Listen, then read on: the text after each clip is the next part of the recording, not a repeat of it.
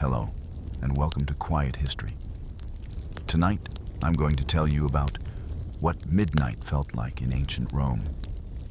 We'll slowly explore Roman homes, bedrooms, lamps, sounds, rituals, and the strange quietness of the city after dark. So get comfortable, let the day fade away, and allow yourself to drift gently into the Roman night. Chapter 1. How people slept in ancient Rome. When we think about ancient Rome, we usually imagine power. We picture emperors, soldiers, marble temples, crowded forums, public speeches, and long roads stretching across an empire that seemed to touch every horizon. We imagine the noise of the marketplace, the authority of senators, the movement of armies, and the grandeur of public life. But tonight, we are moving away from all of that. We are stepping away from the loud Rome of history books and public monuments, and into something far quieter, into rooms, into lamplight, into courtyards after dark, into the private world of tired bodies, soft bedding, restless streets, and the simple need for sleep.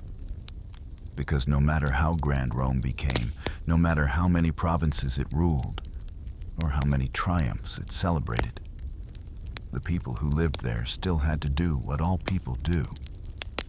They had to lie down at the end of the day. They had to close their eyes. They had to rest.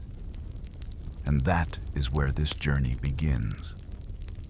To understand how people slept in ancient Rome, it helps to first understand what a Roman day felt like. For most people, the day began early, often at sunrise or even before. Without electricity, the movement of the sun governed daily life in a much more direct way than it does for us now. Light meant activity.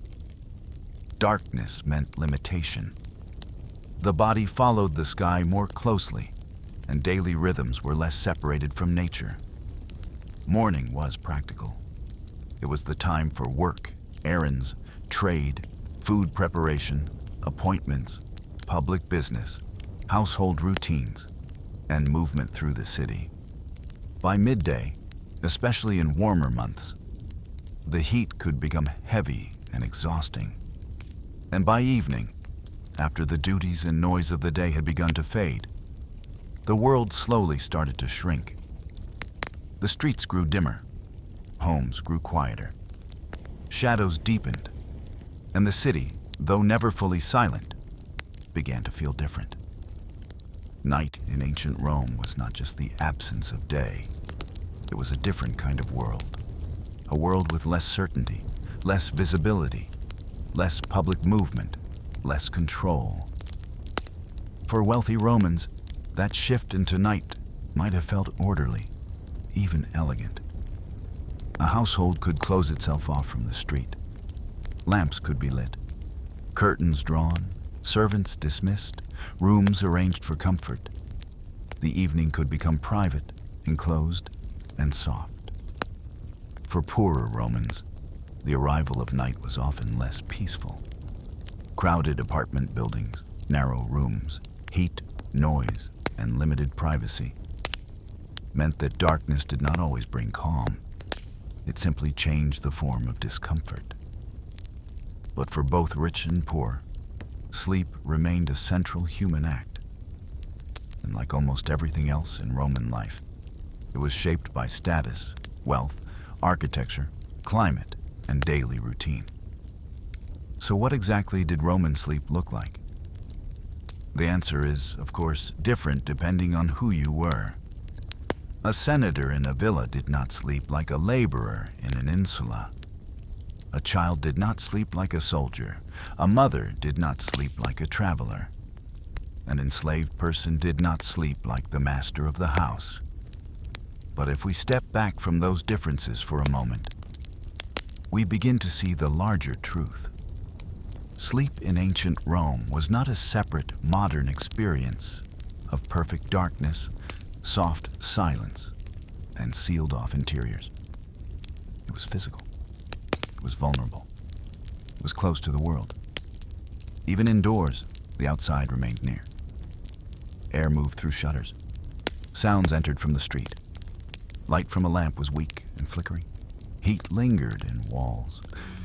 The body was never fully detached from its surroundings. This alone made Roman sleep feel different from ours.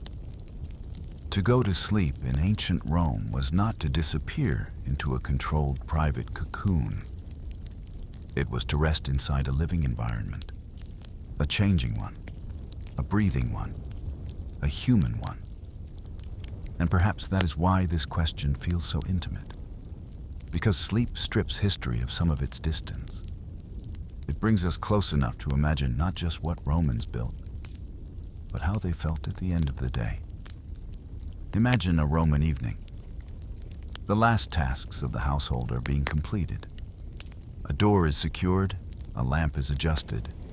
Somewhere in the home, a final conversation is fading. Outside, the street is not silent, but it is quieter than before. The heat of the day is slowly leaving the stones.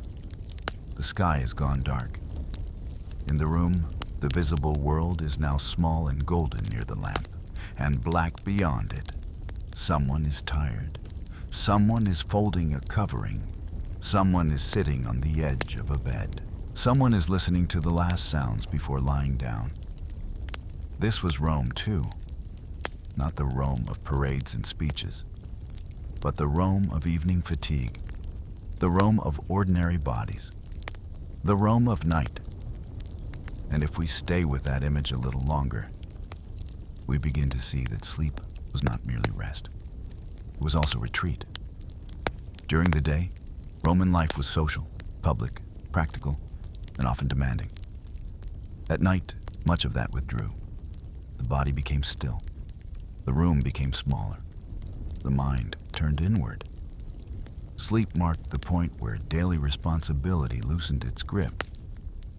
For many Romans, bedtime was likely one of the only moments in the day when motion truly ceased. This matters more than it first seems to, because the Roman world, especially in cities, was dense with structure. There were obligations everywhere. Status shaped behavior.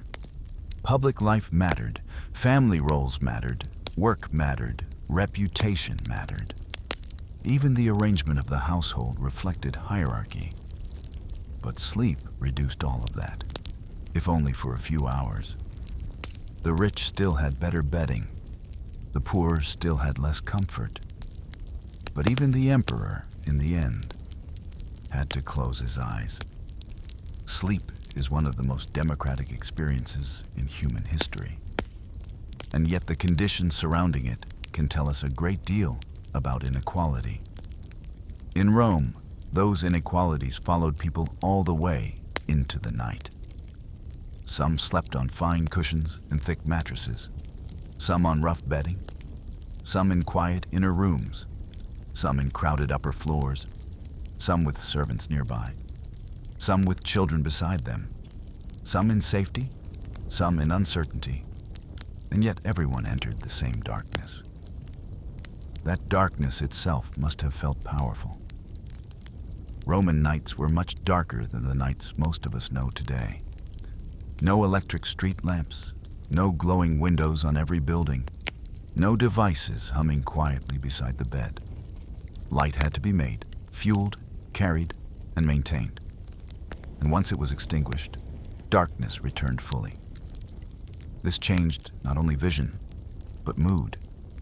Modern nights often remain half-day, full of residual brightness. Roman nights were more complete. They narrowed the world. They gave sound more importance. They gave imagination more room. They made familiar rooms feel mysterious. A doorway became a shadow. A piece of furniture became a silhouette. A curtain moved in the air and seemed momentarily alive. And in that atmosphere, sleep did not simply happen. It arrived. Slowly, through dimness, through fatigue, through sound, through quiet, through surrender. There is also the possibility that Roman sleep like the sleep of many pre-modern societies, was not always one long, uninterrupted stretch. Some historians have suggested that in older worlds, sleep could be divided into parts. People might sleep, wake in the middle of the night for a while, then return to sleep again. We cannot say with certainty that all Romans lived this way, but it is easy to imagine how such a rhythm might fit their world.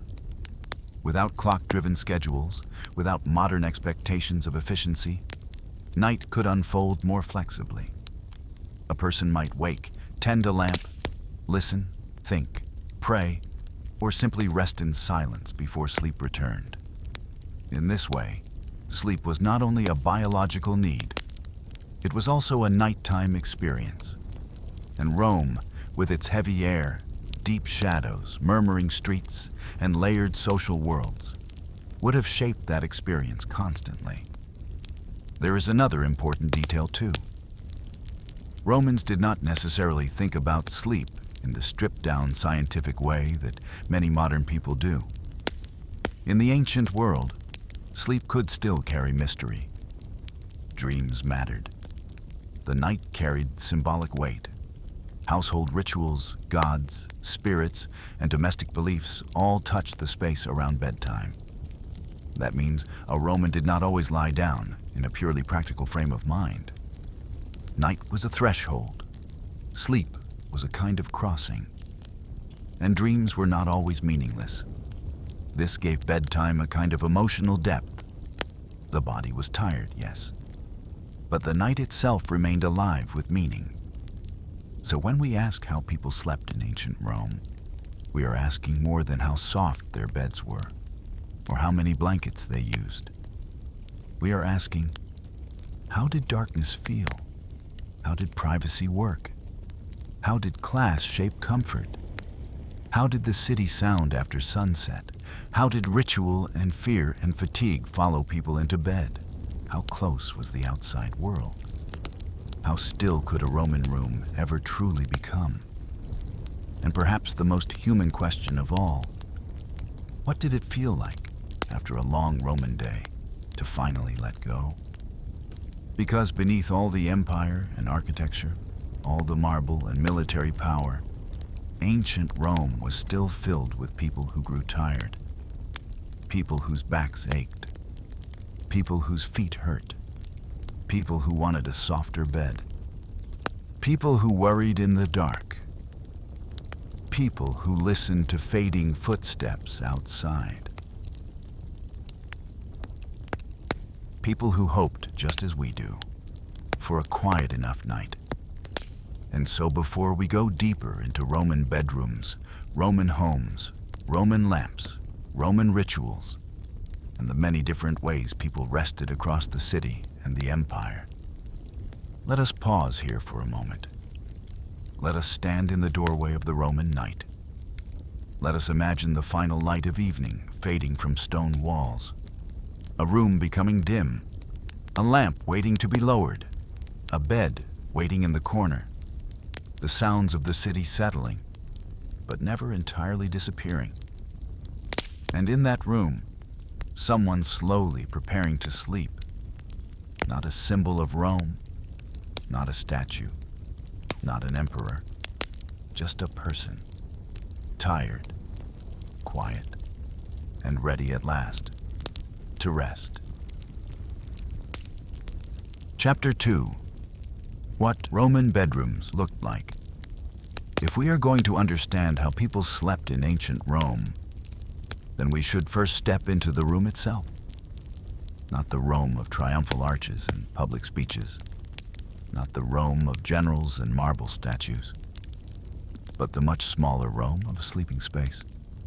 A room at night, a lamp, a bed, a wall holding the day's warmth a little longer, a doorway half in shadow, and someone preparing, in the quietest part of the evening, to rest. Roman bedrooms were not all the same. Like so much else in the Roman world, the room in which you slept depended on who you were, what resources you had, and where exactly you lived.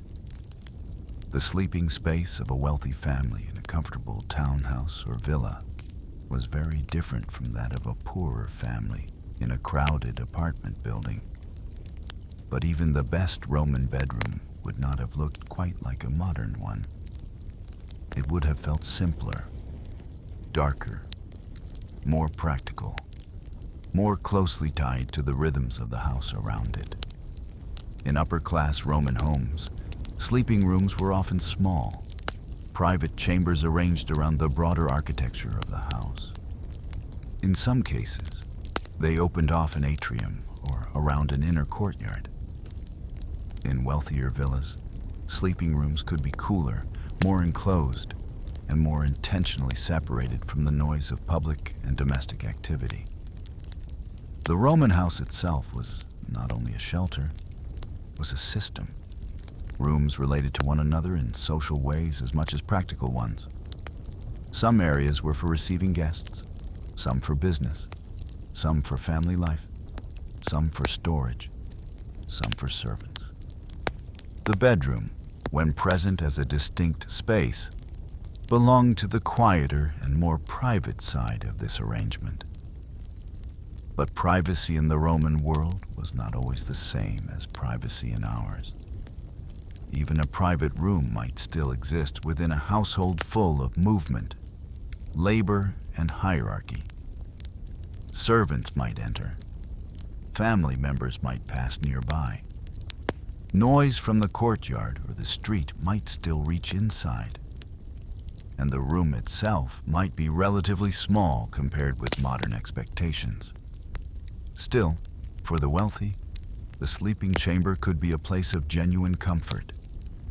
The walls might be painted in soft earth colors, reds, ochres, creams, or dark decorative panels. A lamp might sit on a small stand or table. A chest might hold folded cloth, garments, or household valuables. Curtains could soften openings. Fabrics could make the space feel warmer, more protected, more personal. The bed itself, of course, was the center of the room. A Roman bed was usually a raised frame rather than something placed directly on the floor. The frame might be made of wood, and in richer homes, it could be carved or ornamented. Some surviving representations suggest elegant legs, decorative edging, and an attention to craftsmanship that made the bed not only useful, but expressive of status. Beneath the sleeper, support could come from wooden boards, leather straps, or woven material stretched across the frame. Above that rested the mattress, and the mattress in turn might be filled with any number of materials. Straw, wool, reeds, feathers, or other padding depending on the means of the household. One can imagine the difference immediately. A thin, rough sleeping surface gives the body one kind of night. A softer one gives another, and Rome knew both. A wealthy Roman bedroom might also contain small domestic details that made the room feel settled and real. Sandals left near the bed, folded coverings, a piece of clothing laid over a chest, a lamp almost burned low, a slight movement of curtain fabric in a night breeze. These are the details that bring history close. Because a bedroom is not impressive in the public way that a temple or forum is impressive. It is impressive in a quieter way. It is where the body stops performing public life, where posture softens, where speech lowers, where the day begins to dissolve. If we move away from elite homes, however, Roman sleeping spaces change quickly. In more modest houses, and especially in apartment buildings, a sleeping room might be little more than part of a multi-purpose domestic area. Some rooms did not exist purely for sleep. A space might serve for storage during the day and sleeping at night. Bedding could be simpler, more portable, less permanent in its arrangement. This is an important difference between modern and ancient living. Today, many people assume that a bedroom exists as a permanent room with a singular function. In Rome, that assumption would not always have held. Space was valuable. And in smaller homes, rooms had to do more than one job. So when evening came, the transition toward sleep was not simply entering a sacred bedroom that always waited in perfect order. Sometimes it meant rearranging domestic life, making space, laying out bedding, settling bodies into whatever arrangement the room allowed. The architecture of ancient life was less specialized, and that meant the bedroom was not always a clearly defined category. And yet, no matter how simple or improvised the room, the sleeping area still became a kind of threshold at night. A softer place, a dimmer place, a place where action slowed. That threshold must have felt powerful in a world so governed by physical labor and daily routine. Even a poor room at night can feel intimate. A rough wall, a low ceiling, a simple lamp, a blanket shared between family members, the sound of one person settling, then another. The night entering through a crack in a shutter. These are not luxurious images, but they are human ones. And they remind us that the Roman bedroom, however grand or modest, existed first for the body, for weight, for fatigue, for release. Beds also carried social meaning in Roman culture. In wealthy households, furniture reflected status. It told visitors and family members something about refinement, wealth, and taste. A finely made bed was not only for comfort, it also participated in the visible language of class. But at night, when the room darkened and the body lay down, that status language must have softened. The carved wood mattered less. The decorative leg of the bed mattered less. The fabric mattered, yes, in practical terms. Warmth, softness, texture. But the most important reality became simpler. Was the bed quiet enough, soft enough, cool enough, private enough, safe enough? These are the questions that every sleeper eventually asks, whether they say them aloud or not.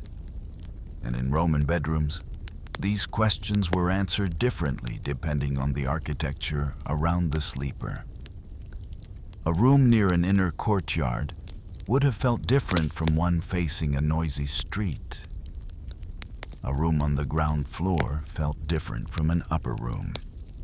A space with thick walls held silence differently from a space divided by thin barriers or shared with others. The bedroom, then, was not just a room. It was an acoustic space, a thermal space, a social space, a psychological space. And perhaps this is why it is so interesting to linger here, because the bedroom reveals the Roman world in miniature. Class, comfort, design, routine, belief, fatigue, everything meets here. One can imagine entering such a room slowly. The lamp throws a warm and uncertain light. The bed waits near the wall. A folded blanket rests at one corner.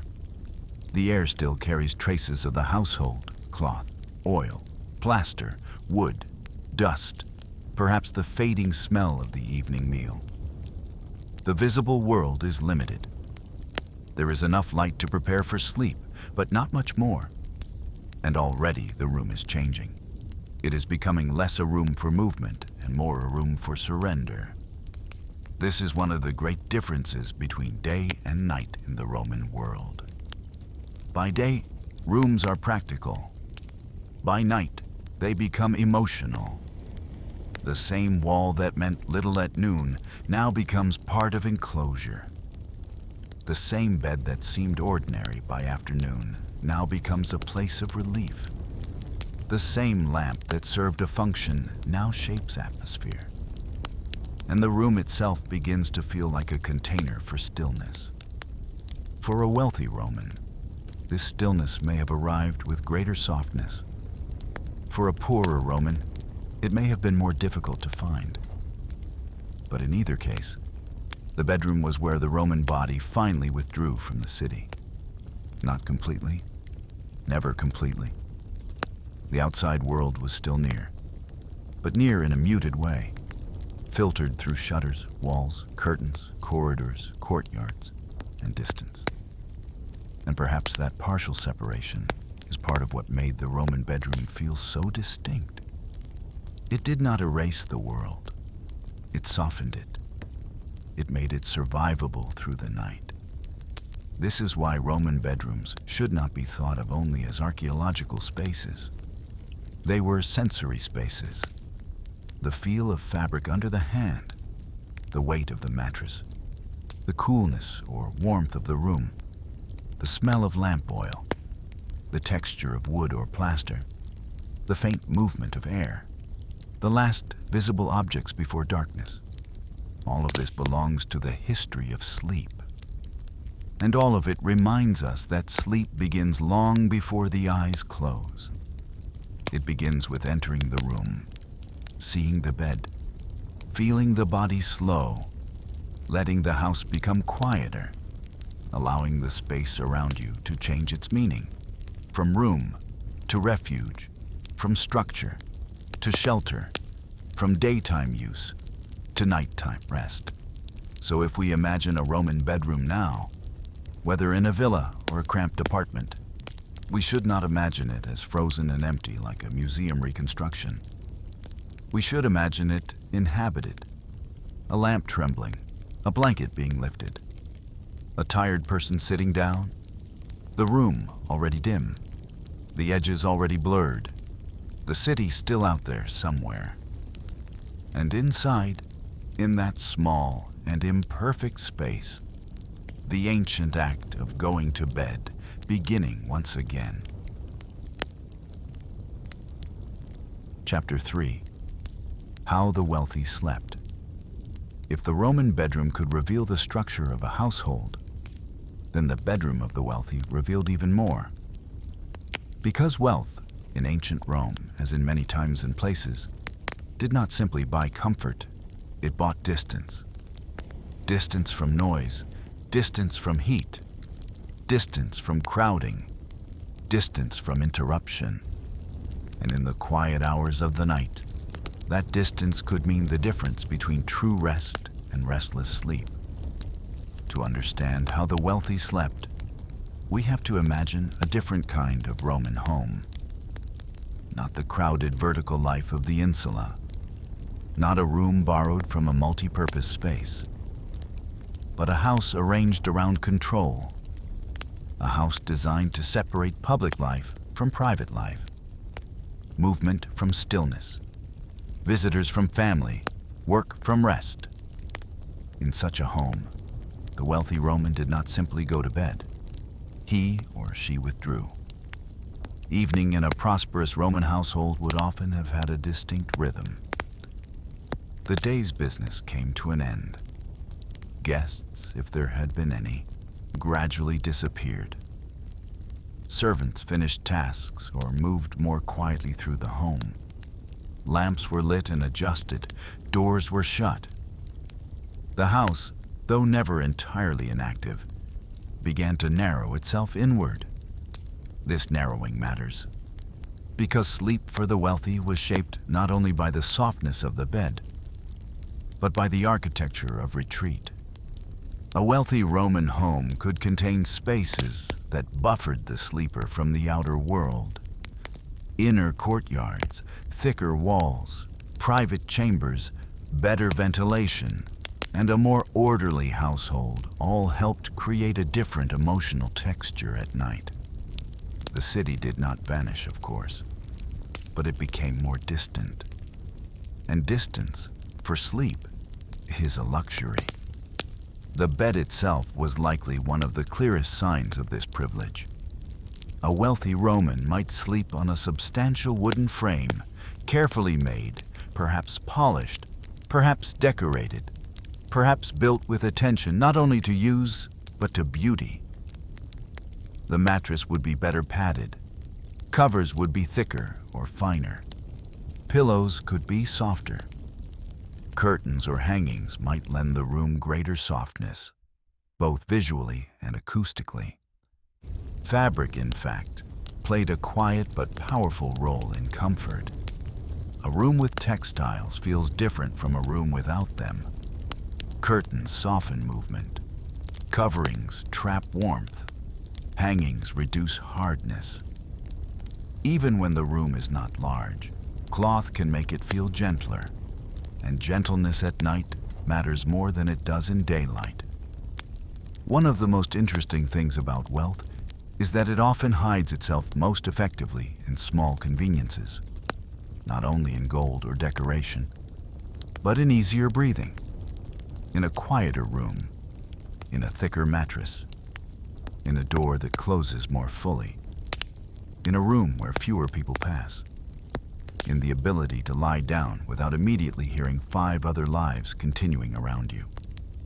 For the wealthy Roman, sleep was still human, still imperfect, still vulnerable to thought and dream and weather. But it was more protected. That protection would have shaped not only the body, but the mind. A person falls asleep differently when they feel secure. A body rests differently when it is not bracing itself against interruption. And this is perhaps one of the quiet truths hidden inside aristocratic Roman life. Privilege continues after dark. It does not end with bedtime. It settles into the bed with you. It stills the room more quickly. It hushes the corridor. It softens the mattress. It lowers the odds of disturbance. The wealthy also had more control over household routine. Servants could prepare spaces. Lamps could be placed where needed. Bedding could be arranged. Openings could be adjusted to weather and air. A room that was too warm might be aired earlier. A room that was too cold might receive heavier coverings. Practical attention could be directed toward comfort because other people often performed the labor needed to create it. This too is part of how the wealthy slept.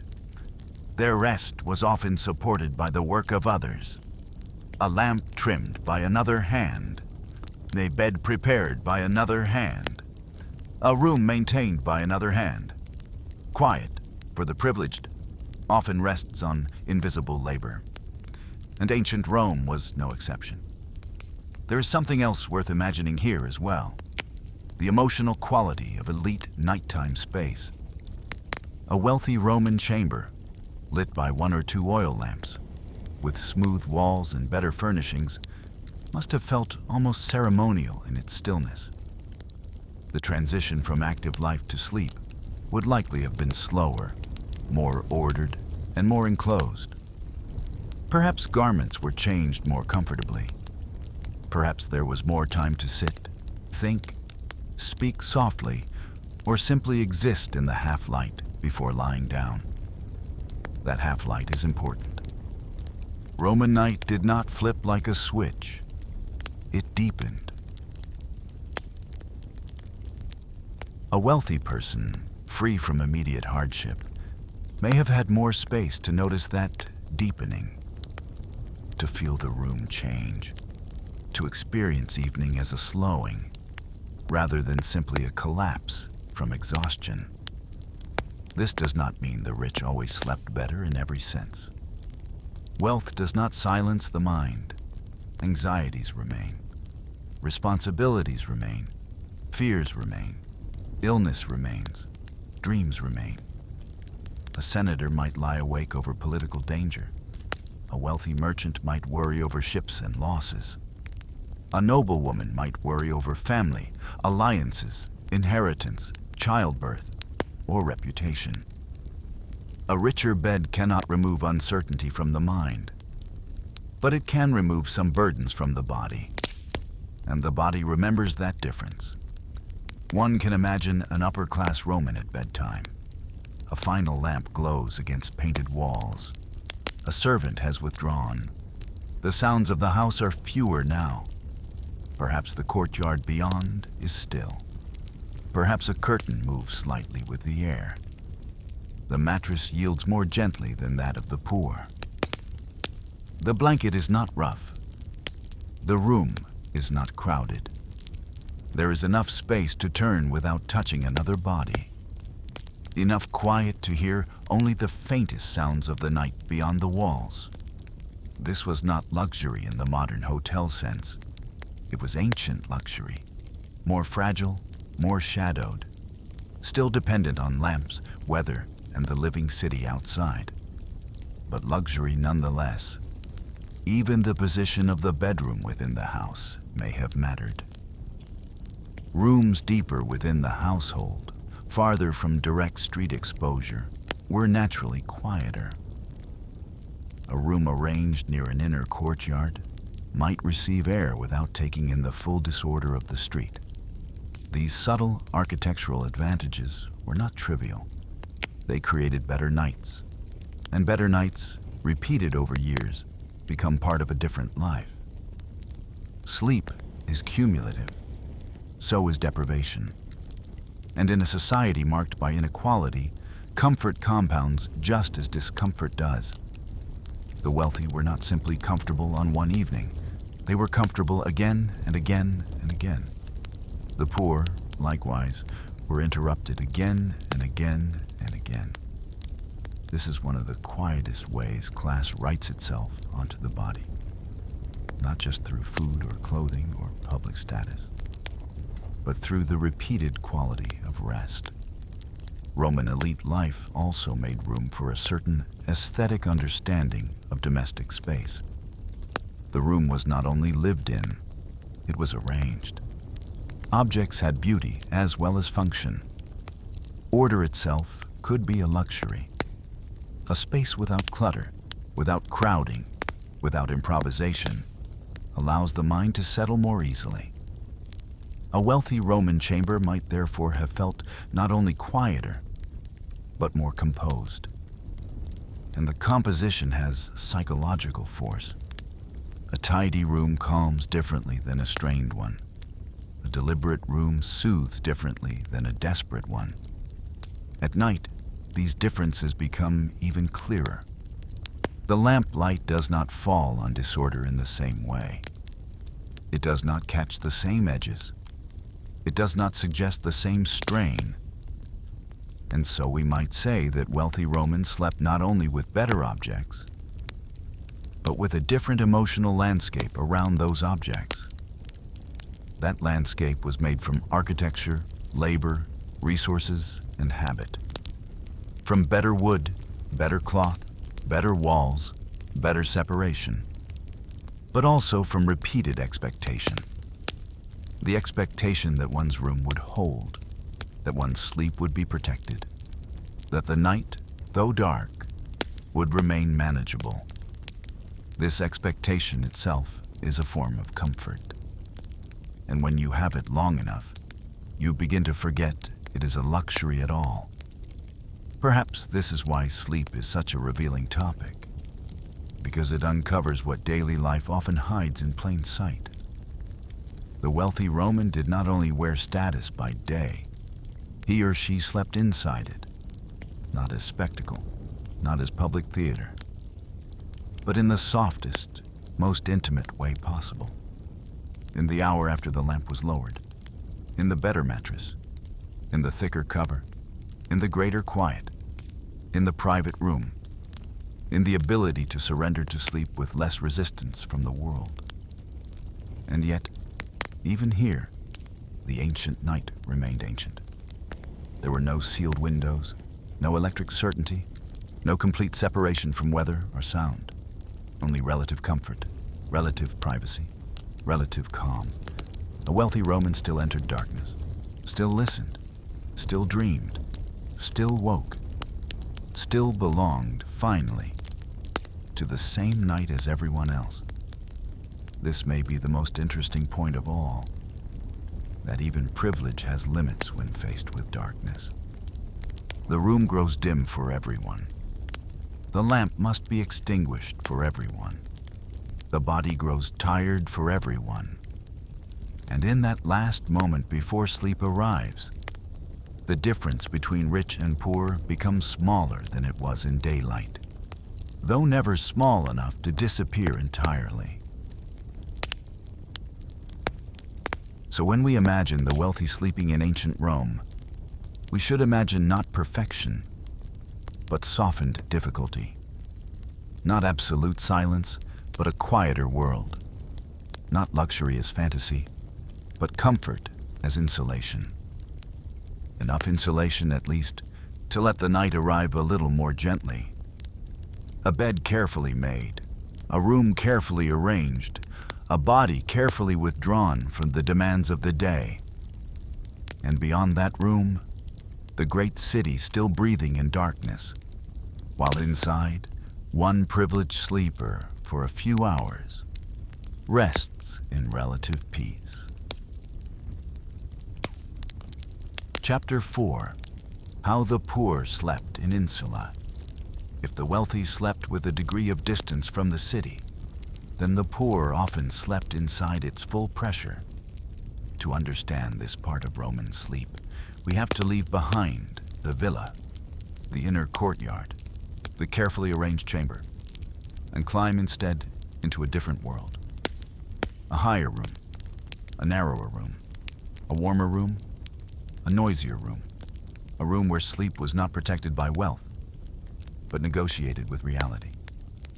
This was the world of the Insulae, the apartment buildings of Rome. These buildings housed a large part of the urban population. They varied in size, quality, and condition, but many were crowded and practical rather than comfortable. Shops or businesses might operate on the lower levels, while families and workers lived in upper rooms reached by stairs, corridors, or cramped passages. And once you begin to imagine this kind of life, you begin to understand how different the Roman night could feel depending on class. In an insula, a bedroom was not always a bedroom in the modern sense. There might not be a clearly separate room reserved only for sleep. There might only be space.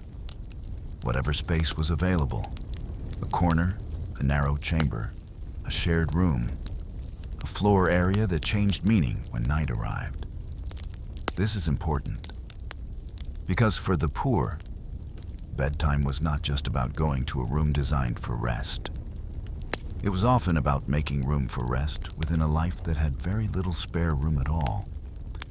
Bedding might be simple: a straw-filled mattress, a rough pallet, a woven mat, a blanket thin from use, a cloth folded and unfolded each evening.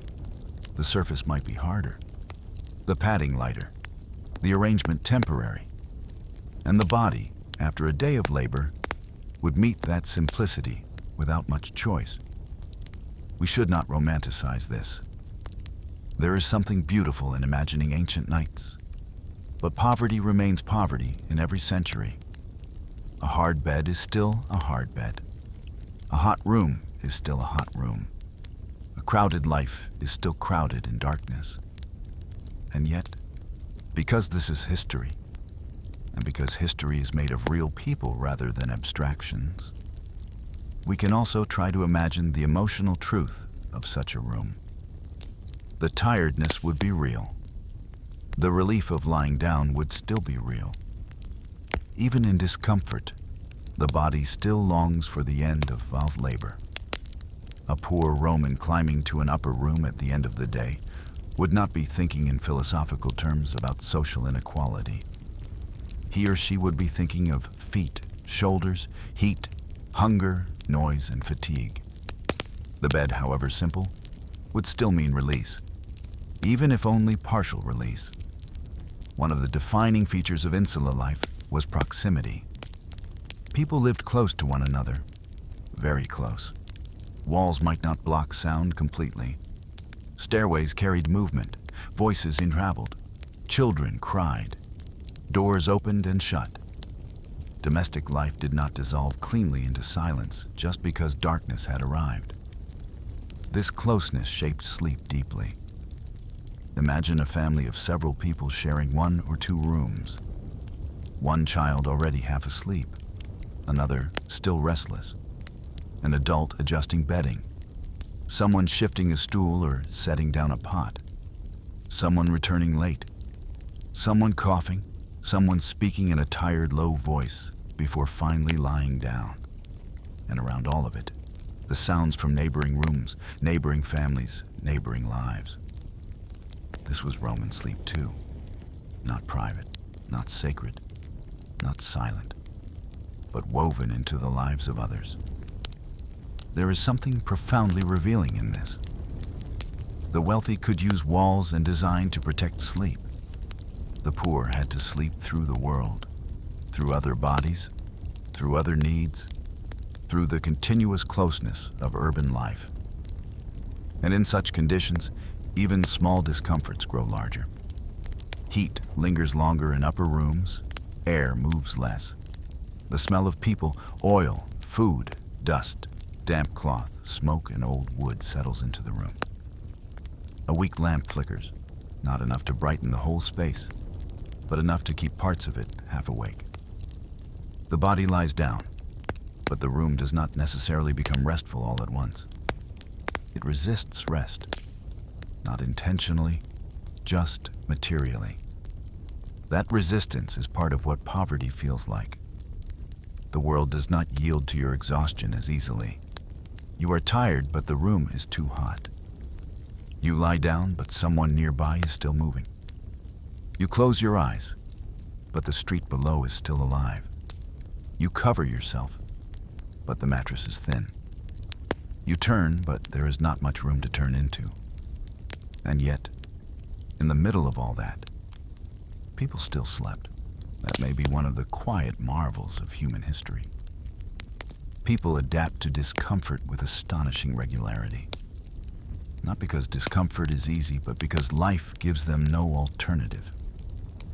The body eventually claims what rest it can, even if interrupted, even if incomplete, even if never fully comfortable.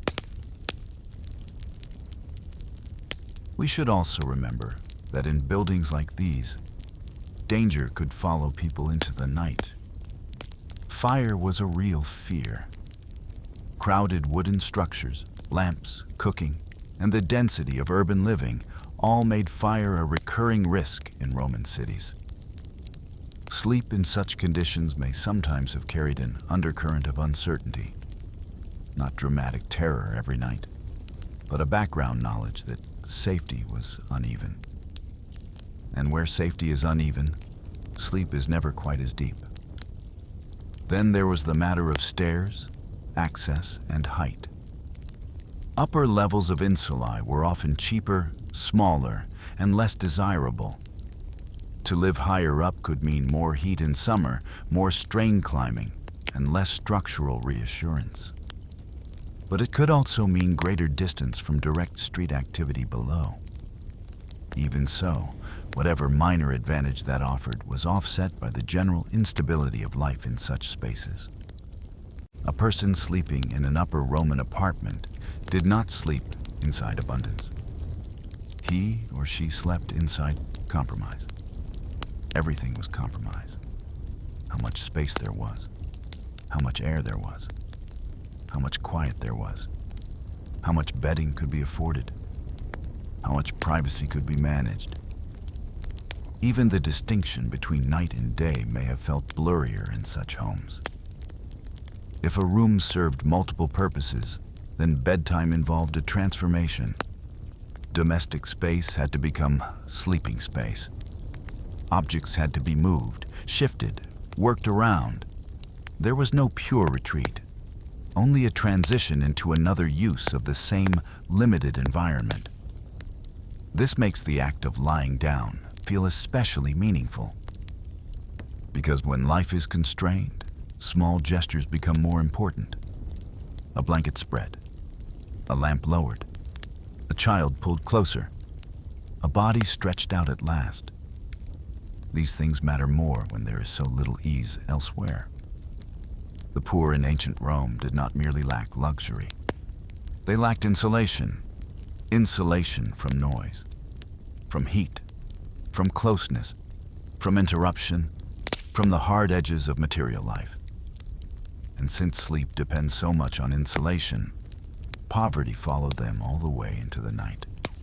Still, it would be wrong to imagine only misery, because even crowded, difficult nights contain tenderness. Someone sharing warmth, someone making space, someone adjusting a cloth over a sleeping child, someone pausing before lying down to listen whether the room is finally quiet enough, someone closing tired eyes, not because the world is ideal, but because exhaustion has become heavier than discomfort. That too is human. And that is why sleep reveals class so clearly. The wealthy slept in rooms shaped for comfort. The poor slept in lives shaped against it. Yet both entered darkness. Both knew fatigue. Both sought relief. Both disappeared for a few hours into the same ancient night, though that night held them very differently. Perhaps the most powerful thing to imagine is not just the hardship itself, but the ordinariness of it. This was not unusual. This was life. A mother sleeping lightly because a child might wake. A laborer sleeping deeply because the body is too spent to resist. A shared room finally going still in layers. One sleeper after another falling quiet. Somewhere outside, a dog barking. A cart passing. A late voice echoing in a stone street. And above all of it, the Roman sky, unseen from inside, hanging over the city while thousands of poorer lives tried to rest in rooms never designed for ease. When we think of Rome, we so often think in marble. But most people did not sleep in marble. They slept in ordinary rooms, plain rooms, tight rooms, rooms full of compromise. And if we want to understand the Roman night honestly, we have to stay with those rooms for a while. We have to hear their thin quiet, feel their trapped heat, sense the closeness of several bodies sharing too little air and too little space. Only then do we begin to understand how sleep itself was divided by status. The difference between rich and poor was not only visible in clothing or houses by day. It was also felt at midnight in the softness of a mattress, the thickness of a wall, the number of people in the room, and the degree of silence a person could hope for before drifting off.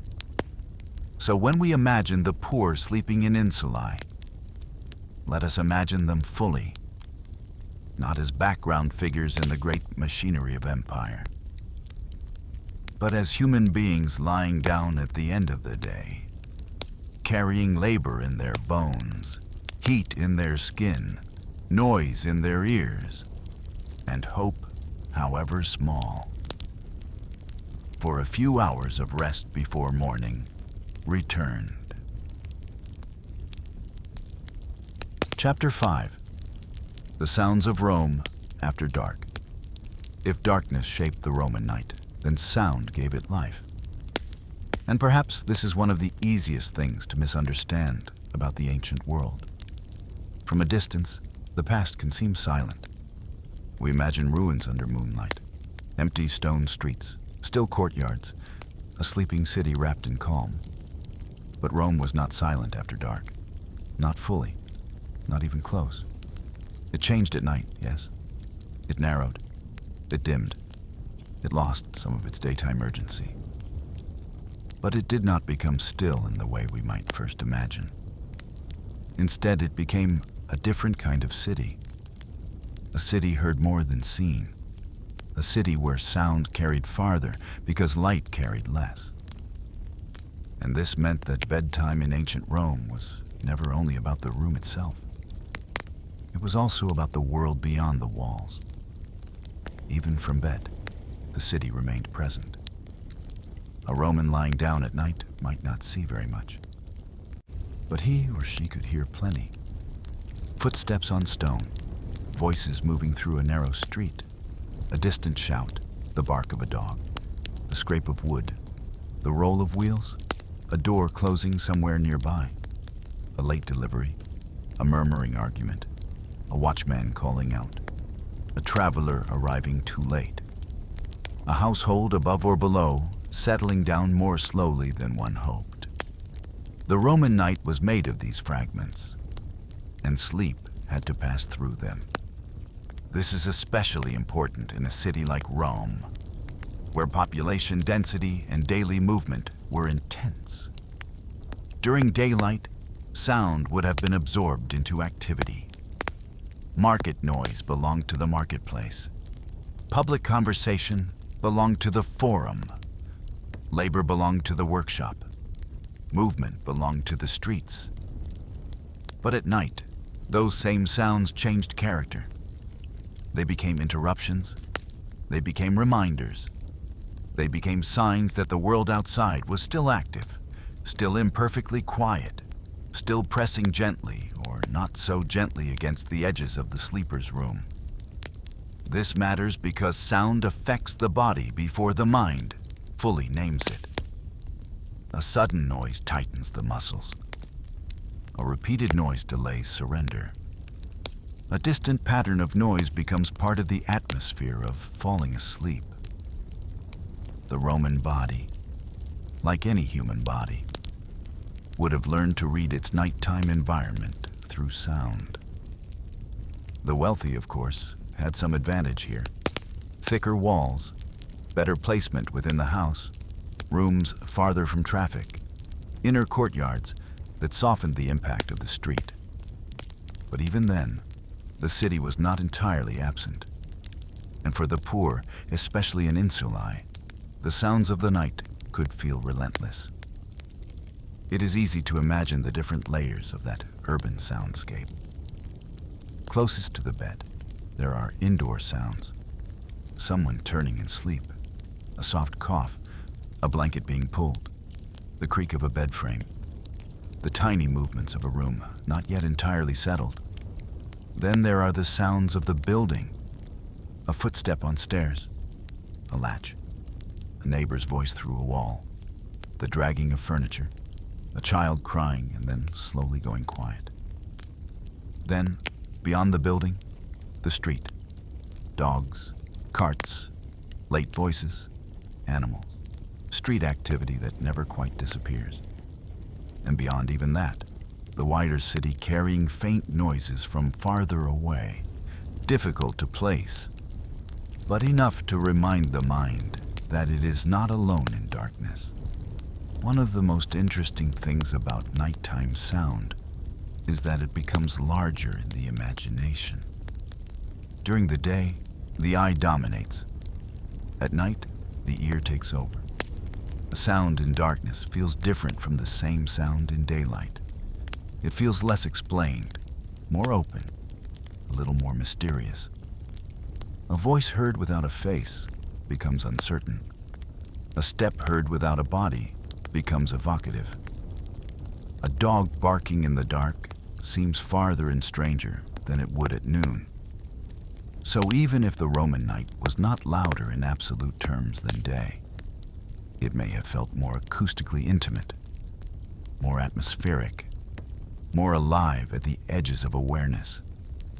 This is especially important for a channel like Quiet History, because when we imagine Roman sleep, we should not imagine a perfect hush. We should imagine sleep arriving through sound, not after sound has vanished. A Roman sleeper likely learned to drift, not into silence, but into a world where certain sounds became normal, expected, almost companionable. The city never disappeared completely, so the body adapted to its continued presence. This is something many people still understand today. Those who live in cities often do not sleep because the world becomes silent.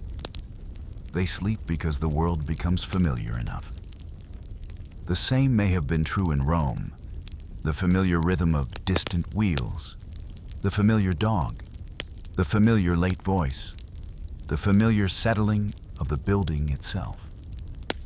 It is also worth remembering that some ancient writers complained about city noise, which tells us something very useful.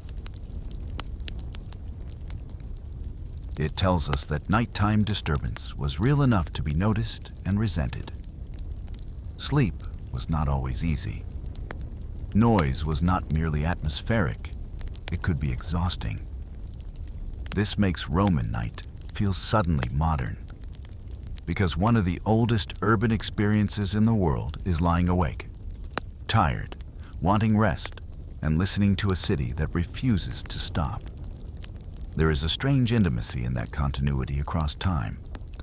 A Roman laborer on a thin mattress, a senator in a better room, a shopkeeper above a busy street, a mother trying to rest while others in the household still move, a traveler in an unfamiliar lodging.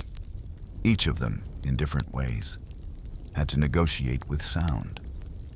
And in that negotiation, the city entered the bedroom. Not physically, perhaps, but acoustically, emotionally.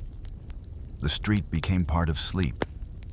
If we imagine midnight in Rome, then we should imagine not emptiness, but selective life. The loud daylight energy has faded, but certain things continue. Some people are still returning home. Some work is still finishing.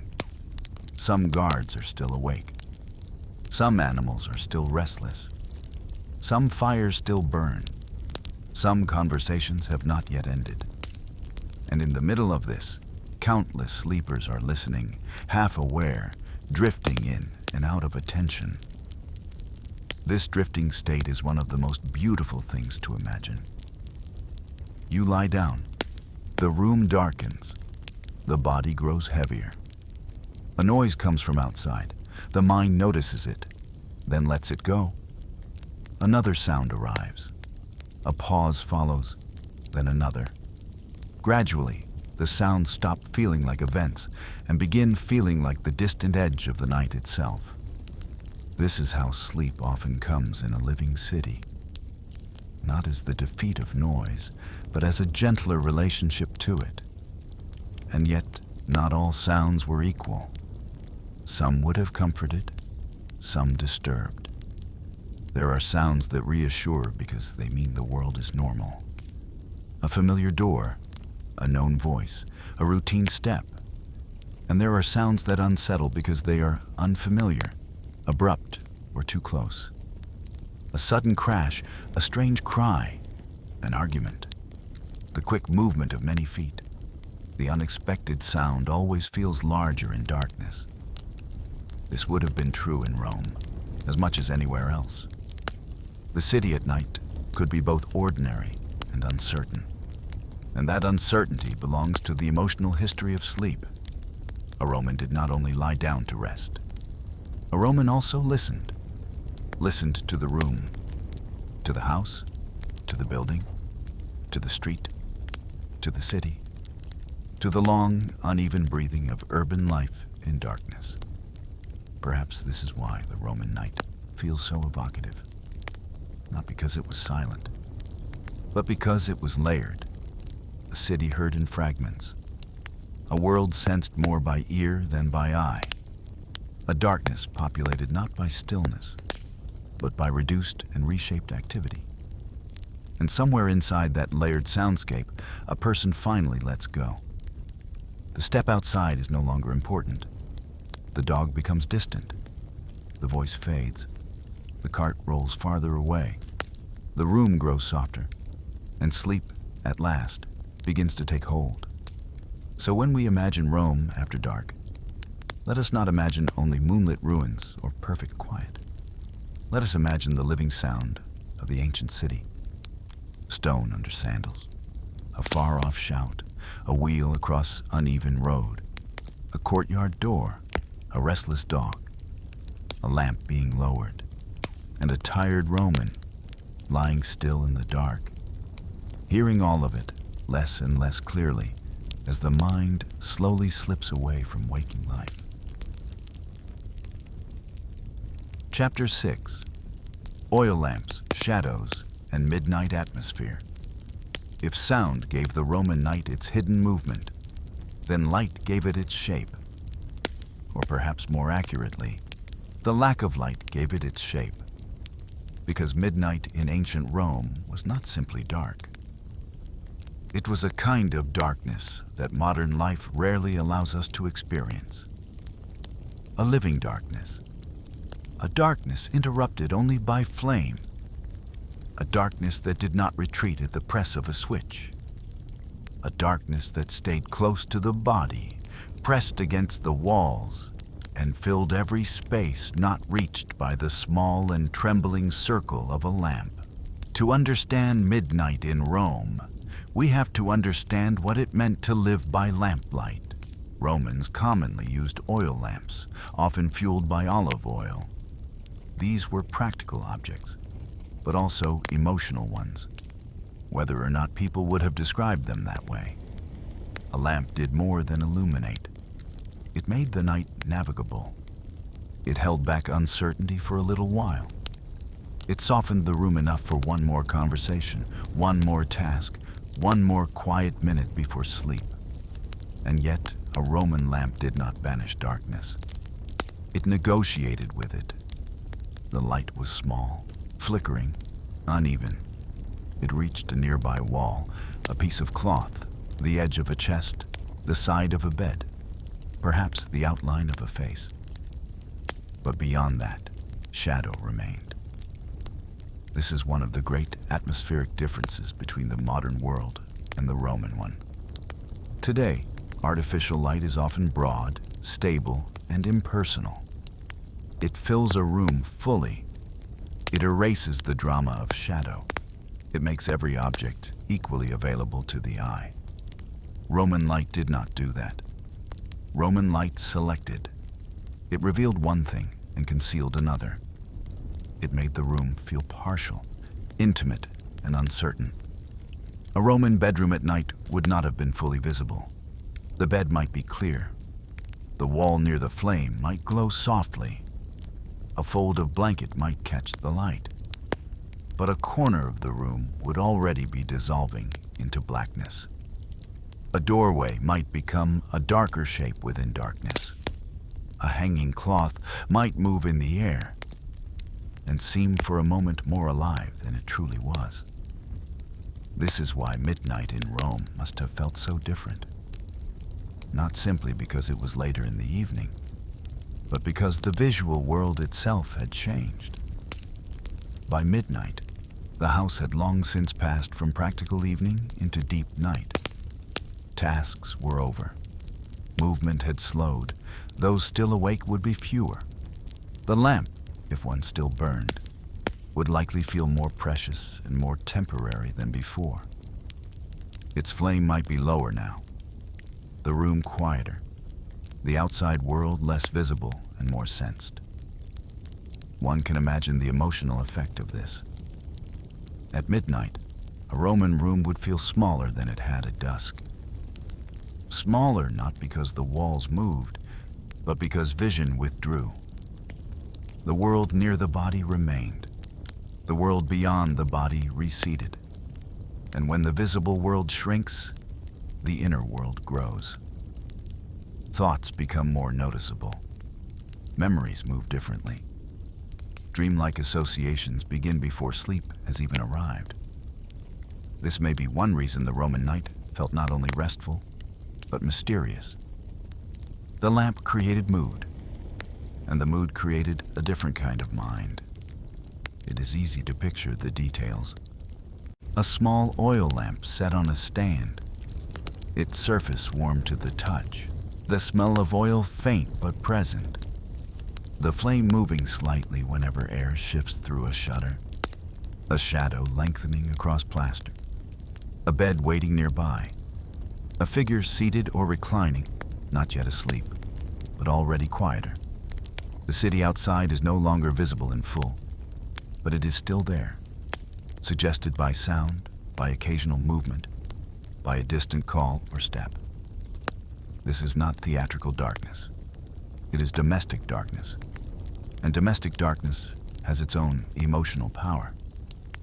It makes familiar things less certain. but often more intimate. A room known by day becomes deeper at night. The same furniture feels different. The same bed becomes more inviting. The same wall becomes part of enclosure. The lamp does not simply show the room. It transforms the room. That transformation must have been deeply tied to sleep itself. After all, bedtime begins long before the eyes close. It begins when the visible world softens and the room starts to release its daytime function.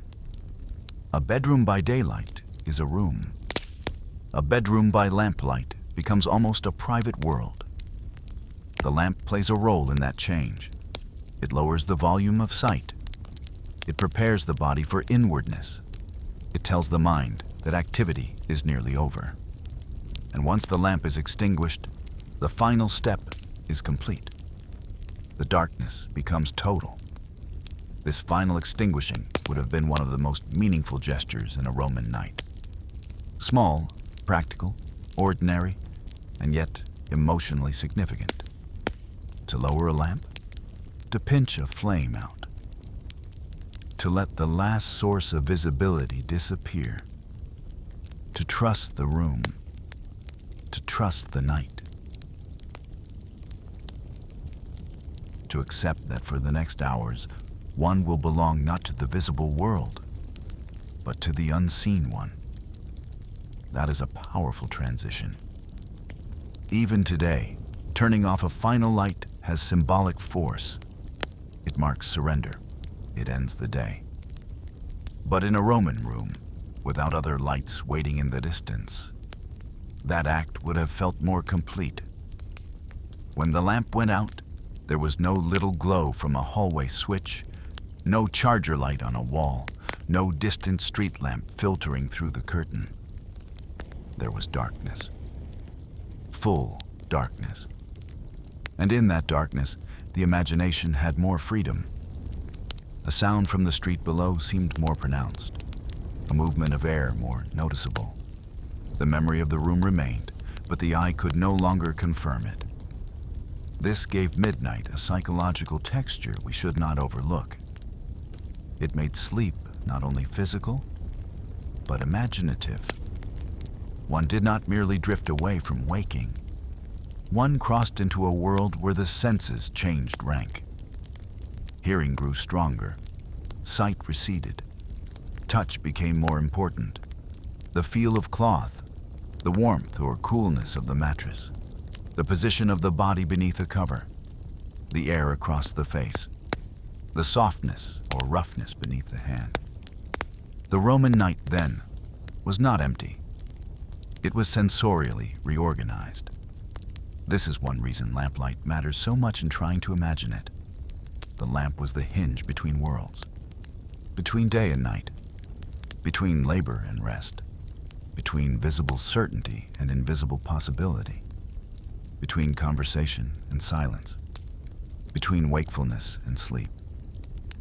And because lamps were small and finite, their presence carried time inside them.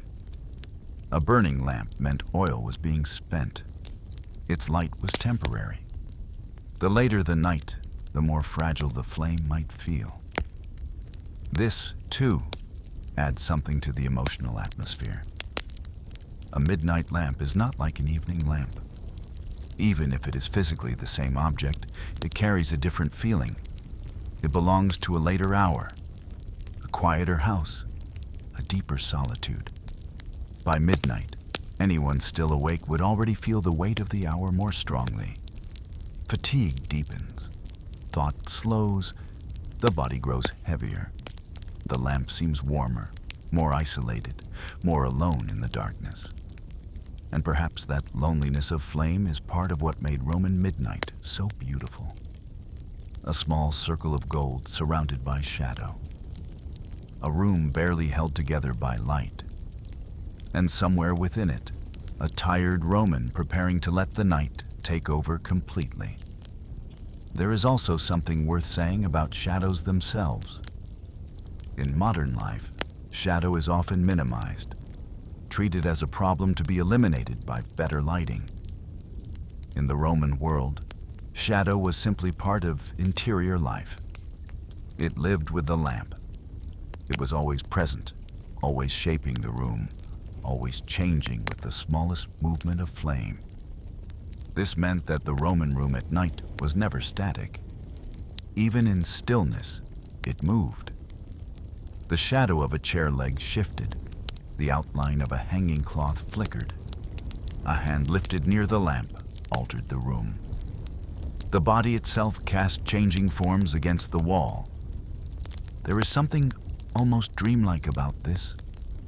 Before sleep begins, the room already behaves like a place halfway between clarity and imagination. This may help explain why bedtime could feel so inward. The world had not yet disappeared, but it had become uncertain enough that the mind could begin loosening its hold on it.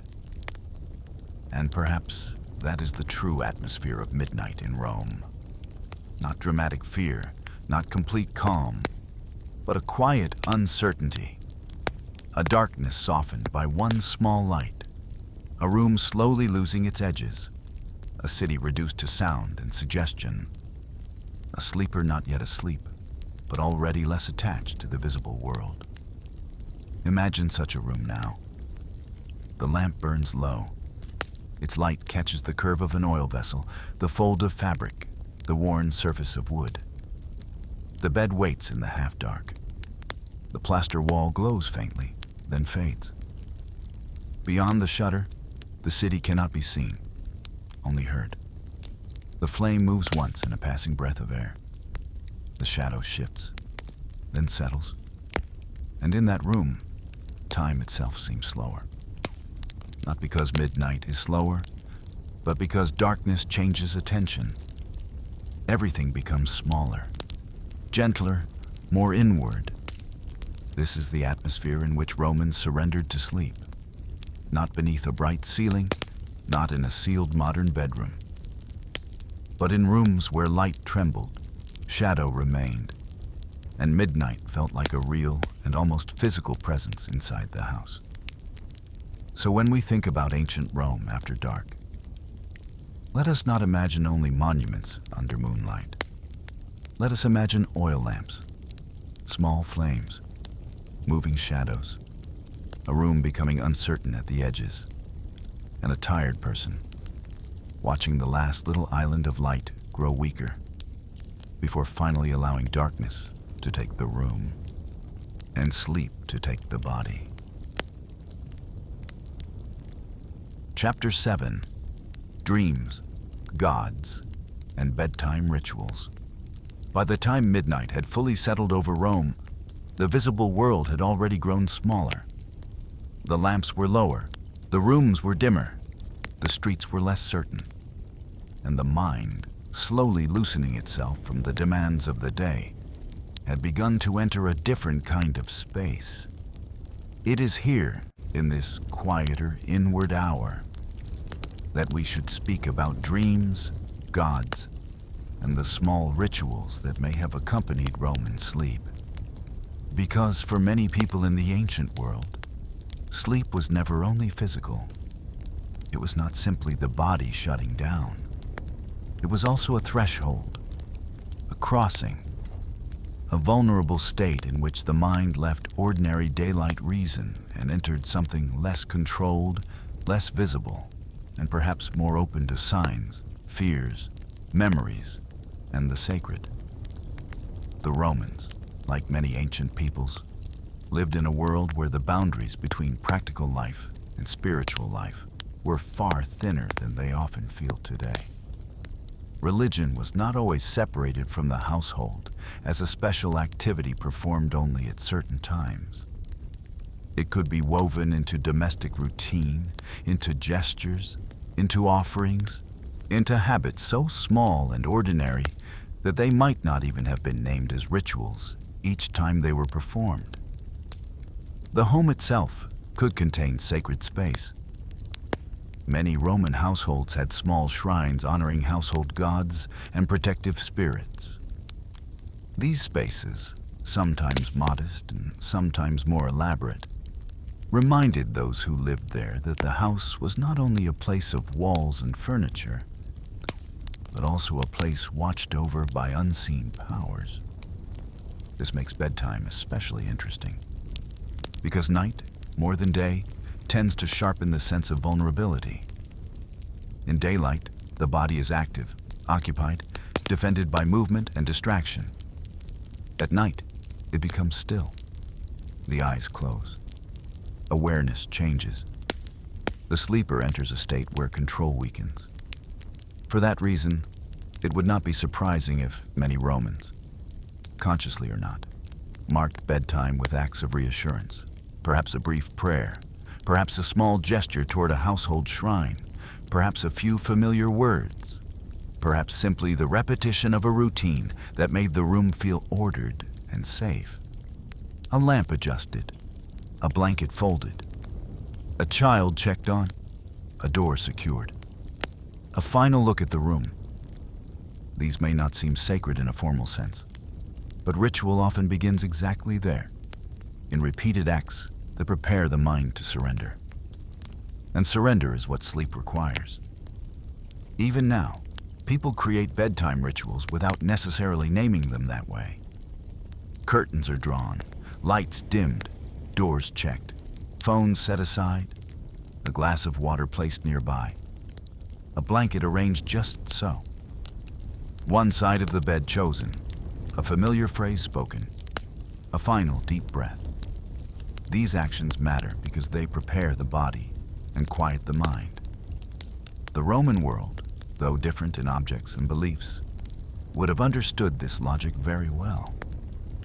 To sleep well is to feel, at least for a moment, protected. And protection in the ancient world was not merely practical. It was spiritual too. This becomes even clearer when we turn to dreams. Dreams mattered in ancient Rome, not always in the same way for every person, of course.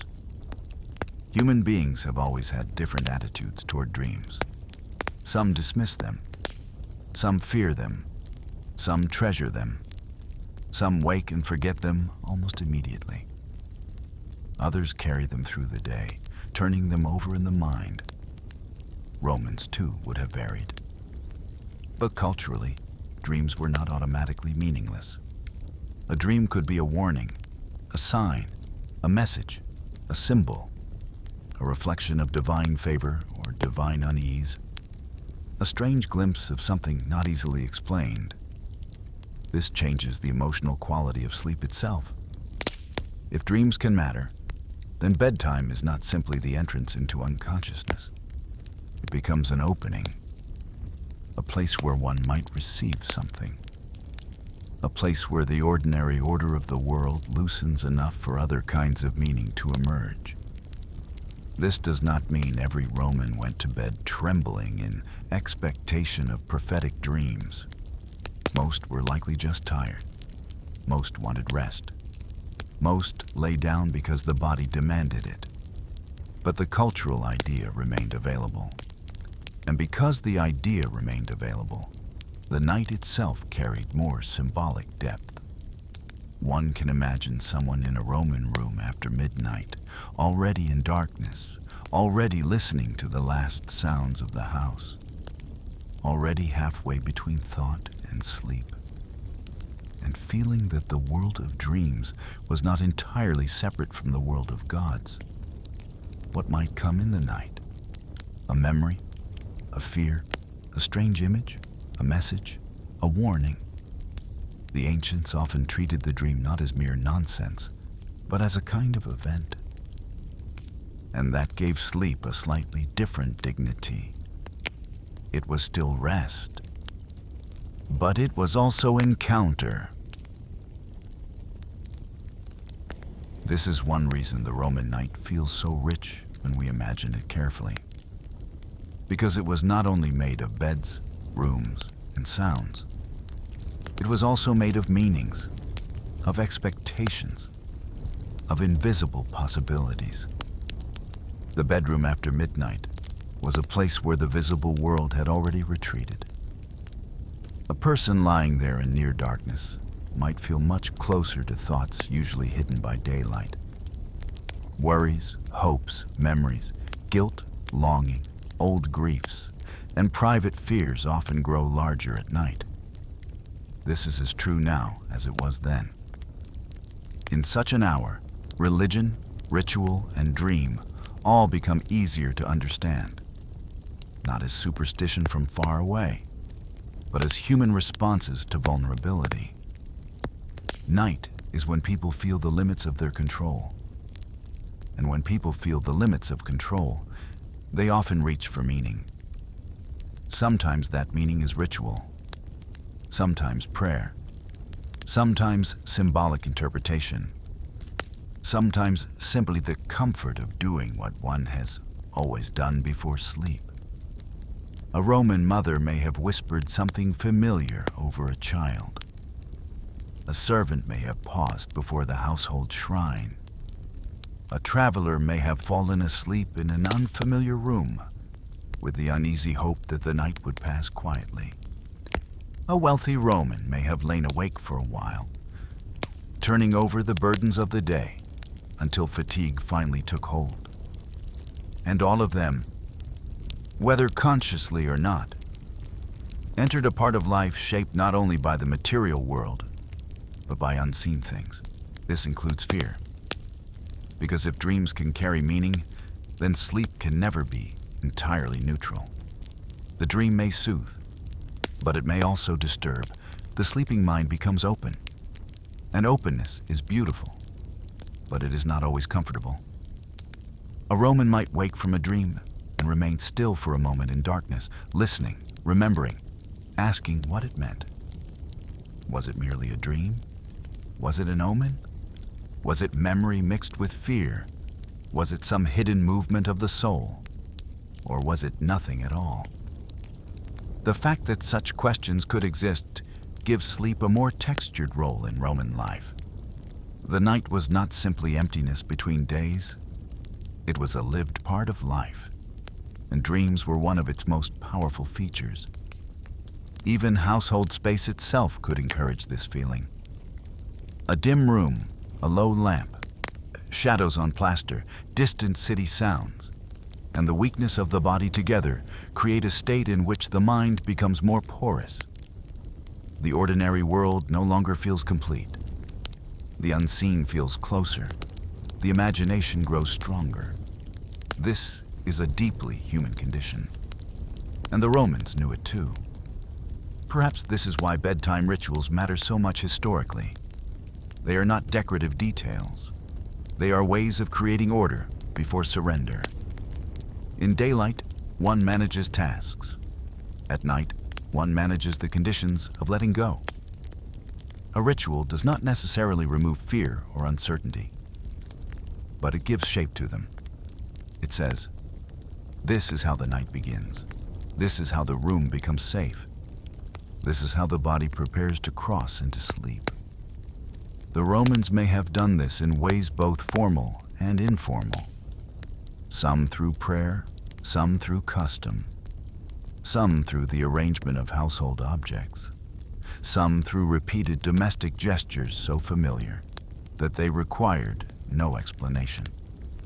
And perhaps that is the loveliest part of all, that beyond the empire and its scale, beyond law and war and public ambition, there were people in rooms at night doing small human things before sleep. Checking a lamp, straightening a blanket, murmuring a prayer, thinking of the dead, thinking of tomorrow, hoping for good dreams, hoping for no dreams, listening to the house one last time, then finally lying down and letting the dark draw closer. In that moment, the Roman world becomes wonderfully near, because every age has known this scene.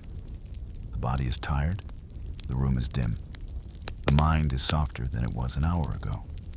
The visible world has receded, and what remains is not action, but surrender, not certainty, but trust, not daylight thought, but a quieter and more uncertain interior world. So when we imagine bedtime rituals and dreams in ancient Rome, let us not picture them only as exotic beliefs from a distant civilization. Let us picture them as part of the oldest human experience. The wish to be protected in darkness. The need to bring order to the threshold of sleep. The hope that the night will be gentle. The awareness that dreams may carry something we do not yet understand. And then, beyond all that, the final soft descent itself. The mind loosens. The room disappears. The gods, the fears, the thoughts, the rituals, the memories, all recede into the same great darkness. And a Roman, like any sleeper in any age, drifts into a world where the body rests and the unseen begins. Chapter 8. How soldiers, servants, and travelers slept. When we ask how people slept in ancient Rome, there is always a danger in speaking too generally, because Rome was not one life. It was many lives. The sleeplessness of a mother was not the sleep of a soldier.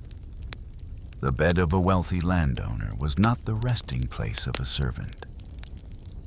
The night of a traveler far from home was not the same as the night of a citizen in a familiar room. And so, if we want to come closer to the truth of Roman sleep, we need to move away from the idea of a single Roman experience, and instead listen to the many different bodies that entered the night in very different ways. Let us begin with soldiers. A Roman soldier did not usually sleep in comfort when on campaign. Military life was shaped by discipline, exposure, movement, uncertainty, and the practical demands of survival. Sleep in such conditions was not a retreat into softness, but a pause within readiness. A soldier might sleep in a temporary camp, under canvas, with equipment nearby, in the company of other men, never entirely separated from the possibility of interruption. The body would be tired, often heavily tired, but tiredness does not always create deep rest. Sometimes it creates a rough sleep, the kind that comes quickly but stays close to waking. The ground beneath might be hard. The air might be cold, or damp, or full of summer insects.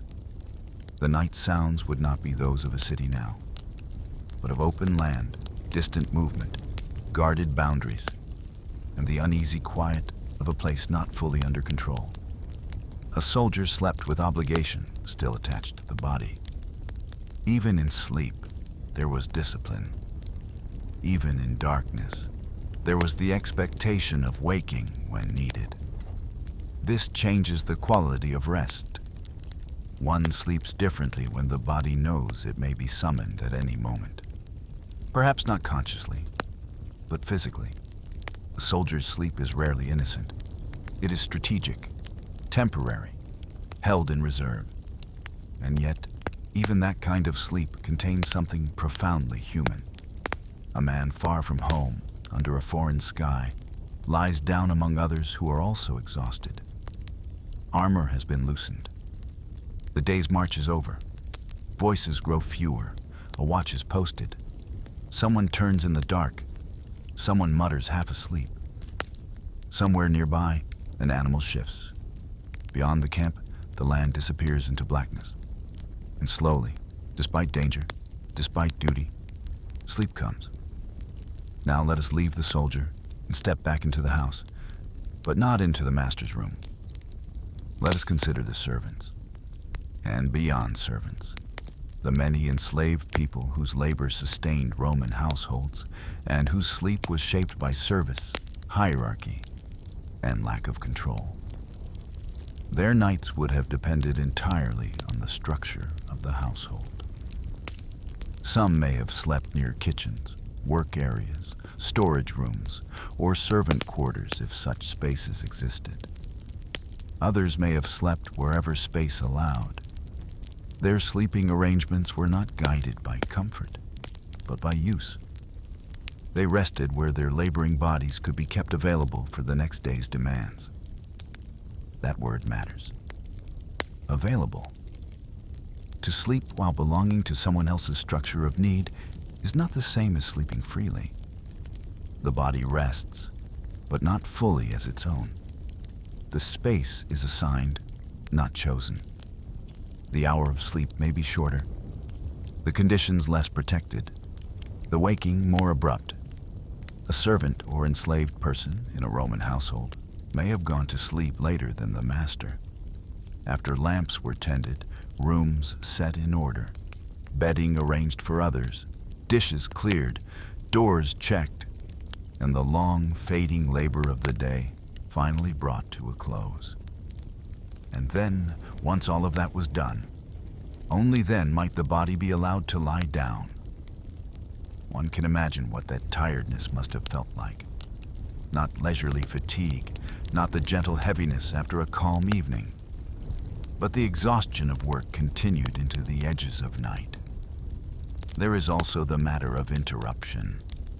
A servant sleeping lightly, aware that an early waking is likely. An enslaved person resting near the area where work will begin again before dawn. The sleep may come quickly, but it may also remain shallow. Not because the body is unwilling, but because power changes how rest is lived. The wealthy could protect their sleep. The dependent often had to fit sleep around the needs of others. And yet, here too there would have been moments of tenderness and humanity. Shared whispers after the house had finally quieted. A blanket adjusted over another body. A few minutes of stillness claimed in a room that was never truly private. The Roman household was not made only of hierarchy. It was also made of repeated human nearness, and that nearness would have shaped the night as much as the day. Now let us consider travelers. The traveler's night is different from every other kind of night because it carries unfamiliarity. A traveler in ancient Rome might sleep in an inn, a rented room, a roadside stop, or the house of someone offering hospitality. Some of these places would have been decent enough. Others would have been noisy, rough, crowded, dirty, or uncertain in quality. And uncertainty itself changes sleep. One sleeps differently in an unfamiliar place. Every sound is less interpretable. Every creak belongs to no known pattern. The bed does not feel known. The room does not feel known. Even darkness feels slightly altered when the walls around you are not yours. A Roman traveler at night may have known this feeling well. The lamp burns differently in a strange room. The silence is never quite trustworthy. The mind listens more carefully. The body remains half alert longer than it would at home. And yet the traveler, too, eventually yields. The road has tired the body. Dust and distance weigh on the limbs. The pack or satchel has been set aside. Sandals removed. The final thoughts of direction, money, weather, risk, and arrival fade a little. And in some rented or borrowed place, the traveler closes his or her eyes and enters sleep beneath a roof not truly belonging to them. This too is part of Roman life. Because empire meant movement. Roads meant movement. Trade meant movement. Administration meant movement. Rome was a world of travelers as well as settlers. And where there is travel, there is the strange sleep of temporary shelter. There were, of course, many others whose sleep also differed. Children, for example, often did not sleep alone. Their sleep was shaped by closeness, protection, family rhythm, and domestic noise. A child's sleep in Rome might have been deeper in some ways, lighter in others, but almost certainly less individualized than modern children's sleep often is. Mothers slept with another kind of attention altogether.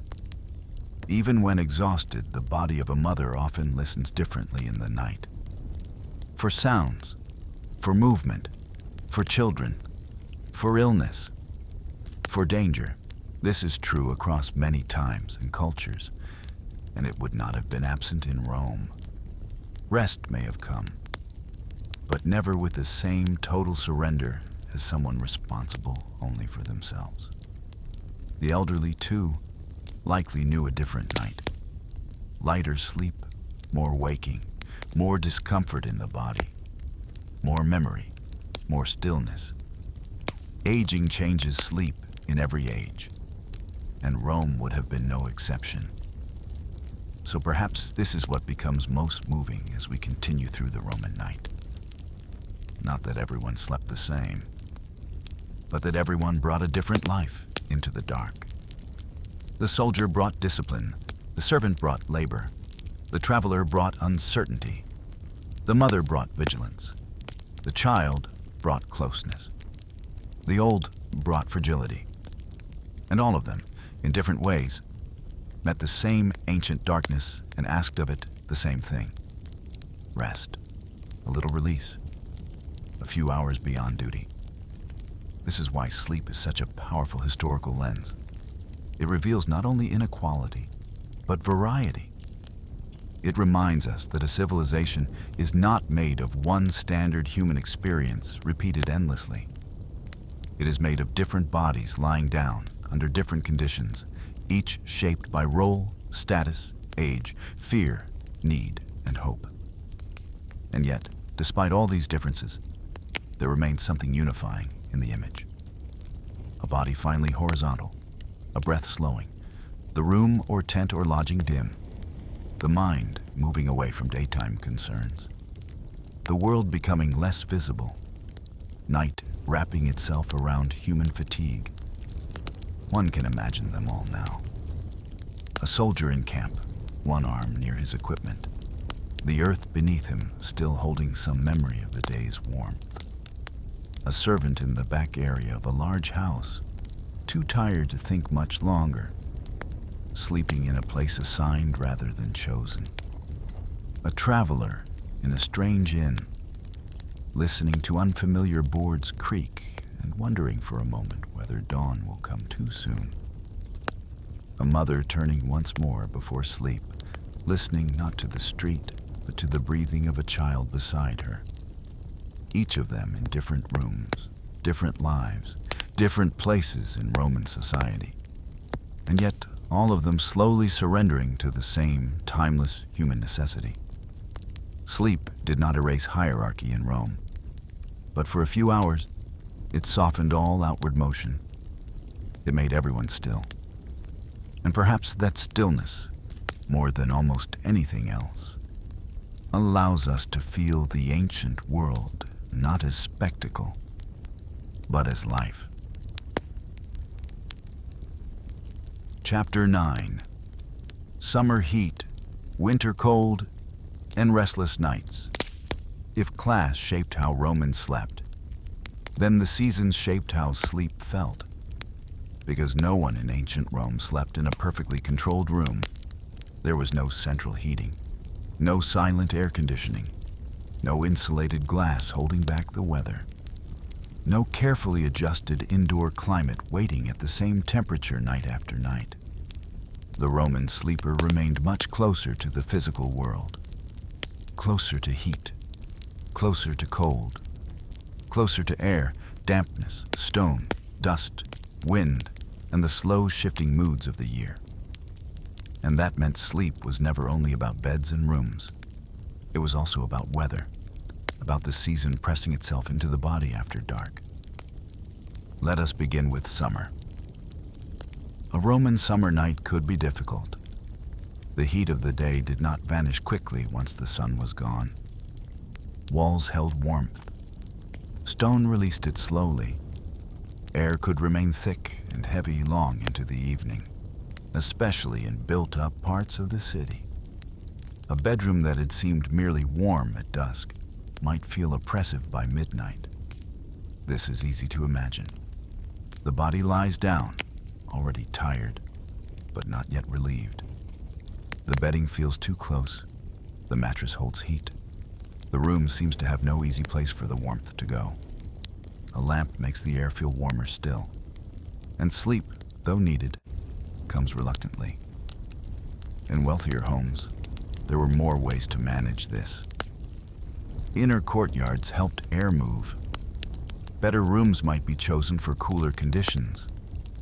Windows or shutters could be adjusted more carefully. Thinner coverings might be used. A more spacious house itself gave heat more room to dissolve. But even the wealthy could not command the Roman summer entirely.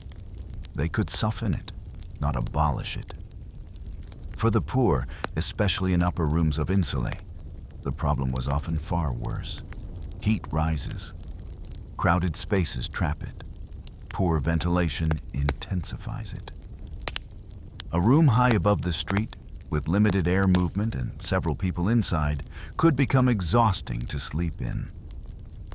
One can imagine a family trying to settle, all of them too warm, too aware of their own bodies, too aware of the room around them. Someone turns over. Someone sighs. Someone adjusts a blanket, only to throw it off a few minutes later. A summer night like that is not peaceful. It is negotiated. The body keeps searching for comfort, but the room keeps resisting. And yet summer was not only difficult. It also changed the feeling of night in quieter ways. Open shutters could bring air, and with air came smell and sound. A warm Roman night might carry the faint scent of earth, dust, oil, food, or distant water. It might carry street noise more clearly. It might make the outside world feel closer. In this way, summer could make sleep more exposed, but also more connected to the wider life of the city. The air itself becomes part of bedtime. A small breeze might feel like mercy. The movement of a curtain like a blessing. A cooler moment after midnight like relief earned slowly. This is perhaps one of the most beautiful differences between ancient and modern sleep. The Roman sleeper felt the season directly, not as something observed through a sealed window, but as something entering the room, entering the bed, entering the breath. Now let us turn to winter. A Roman winter night carried a different discomfort, not the heavy closeness of heat, but the hardness of cold. Rooms cooled more sharply after sunset. Stone and plaster did not comfort the body once the warmth left them. A bed, unless well prepared, might feel uninviting at first touch. Blankets mattered more. Curtains mattered more. The thickness of walls mattered more. The body might curl inward more instinctively. Hands and feet might take longer to grow warm. For the wealthy, winter could be more manageable. Better textiles, more substantial coverings, rooms more carefully chosen, greater ability to keep warmth within the sleeping space. But again, this was relative. Ancient comfort remained partial. A Roman winter room was not modern warmth. It was simply less severe than what others endured. For the poor, cold could make sleep tense rather than restful. A thin blanket does not make a cold room gentle. A hard bed does not hold warmth well. Shared bodies might provide some comfort, but only because privacy had already been sacrificed. The night could become a small battle between fatigue and temperature. The body wants sleep, but the cold keeps part of it alert. And this too is worth lingering with. Because sleeplessness caused by weather is one of the most ancient human experiences. It crosses time with almost no change. A room too warm, a room too cold, a blanket too light, air that will not move. These are simple things, but they shape the quality of rest as powerfully as almost anything else. The Roman year, then, must have produced different kinds of night. Summer nights, long and lingering, airless at times, filled with warmth that did not wish to leave. Winter nights, sharper and more inward, making the bed a place not only of rest, but of necessary shelter. Spring nights perhaps softer, more balanced. Autumn nights carrying the first edge of cold and the fading memory of heat. To sleep in Rome was to sleep in a world where the seasons could not be ignored. The body read them constantly. And the bedroom, however rich or poor, was always partway open to their influence. This also affected bedtime routine. The preparation for sleep would not have looked the same in every season. In warmer weather, the body might delay covering itself fully. The lamp might be used more sparingly because heat already pressed too heavily into the room. The sleeper might wait for the air to improve before lying down completely. In colder weather, bedding might be arranged with more care. The bed itself might need warming through layers of cloth and covers. The body might enter sleep more slowly, not because the mind is restless, but because the room itself is inhospitable until enough warmth gathers. These seasonal differences also affected sound. Summer often keeps a city more outward. Windows open, air carries voices. The distance between indoors and outdoors becomes thinner. Winter closes spaces more tightly, but also makes every creak and draft more noticeable. The room, rather than the street, may dominate attention more strongly. And so midnight in Rome was never exactly the same thing all year. A summer midnight and a winter midnight were two different atmospheres. One presses in warmth, the other presses in cold. One exposes the sleeper to movement of air, smell, and sound. The other emphasizes enclosure, cloth, and the need for retained heat. One makes the body restless through heaviness, the other through chill. Both remind us of the same truth.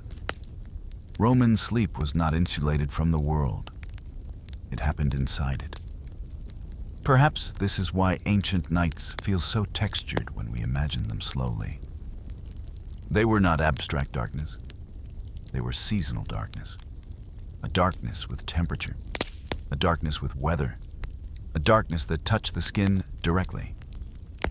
Imagine, for a moment, a hot Roman night. The room holds the memory of the day's sun. A shutter is partly open. The air moves, but only barely. The skin is warm. The blanket lies pushed aside. A dog barks in the distance. The lamp glows weakly. The bed is a place of rest, but not yet of ease.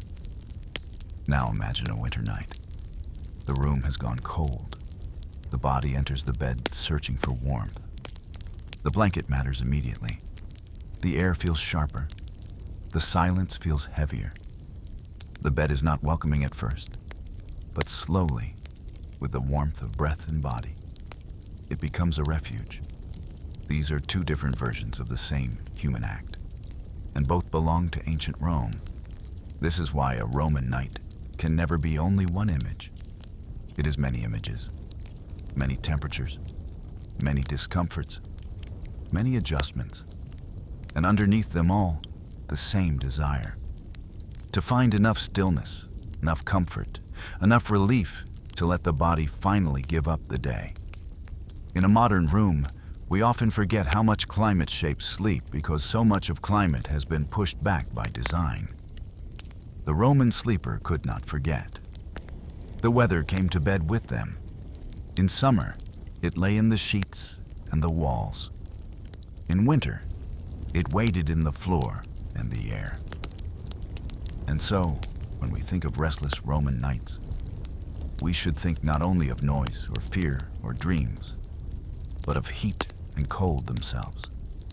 Ancient Rome was a place of empire, yes, but at midnight, it was also a place where people turned their pillows, shifted their covers, waited for cooler air, pulled cloth closer, and hoped the night would finally become gentle enough to rest in.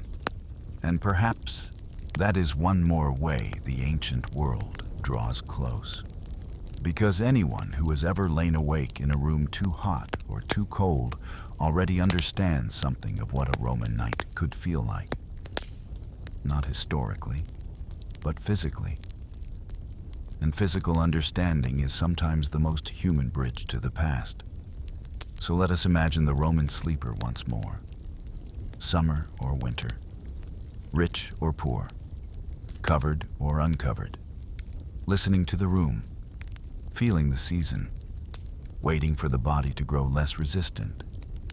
And gradually, as midnight deepens and the weather becomes only one more part of the dark, sleep at last begins to overcome discomfort.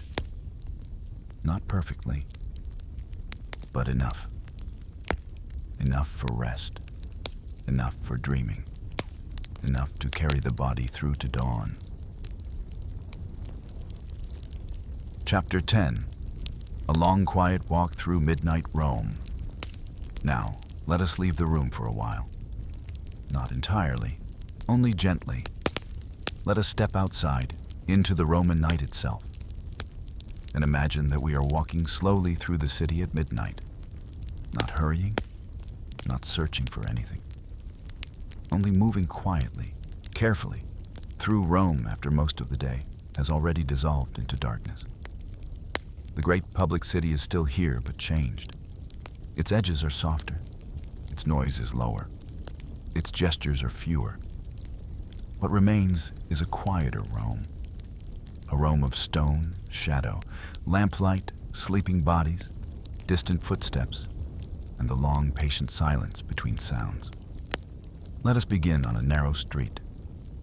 The paving stones still hold a little of the day's warmth, though the air above them has begun to cool. The walls on either side rise close and high, turning the street into a corridor of darkness. Somewhere above, a shutter stands slightly open. From another window, no light comes at all. Most doors are closed now. Most voices have gone inward. But Rome is not asleep all at once. It never is. There is still movement, though less of it. A pair of footsteps in the distance. A low murmur that grows clearer, then fades as someone turns a corner. The brief bark of a dog, the wheel of a late cart passing somewhere beyond the next street. These sounds do not disturb the city's midnight character. They define it. They are the small proofs that the world has not vanished, only softened. As we continue walking, the darkness becomes more interesting than frightening. This is not because nothing could go wrong in Roman streets after dark. It could. But tonight, we are not walking in fear. We are walking in stillness. We are here to feel the atmosphere of Rome after the day has ended, to notice what remains when the city is no longer performing itself. On one side, the outer wall of a larger house rises almost blank in the dimness. Behind it, somewhere beyond what we can see, there may be an interior courtyard, a lamp still burning low, a servant finishing some final task, a wealthy sleeper already at rest beneath layered cloth and polished wood. On the other side, a narrower entrance leads upward into a building where many lives are stacked close together. There, behind thin partitions and in small upper rooms, poorer Romans lie in beds far less comfortable, listening to the same night, but hearing it from a different world. This is one of the strange truths of Rome. The same midnight covered everyone, but it entered each life differently. A single street could contain both privilege and fatigue, refinement and hardship, quiet interiors and crowded unrest. And yet, for this moment, from the outside, all of it is hidden.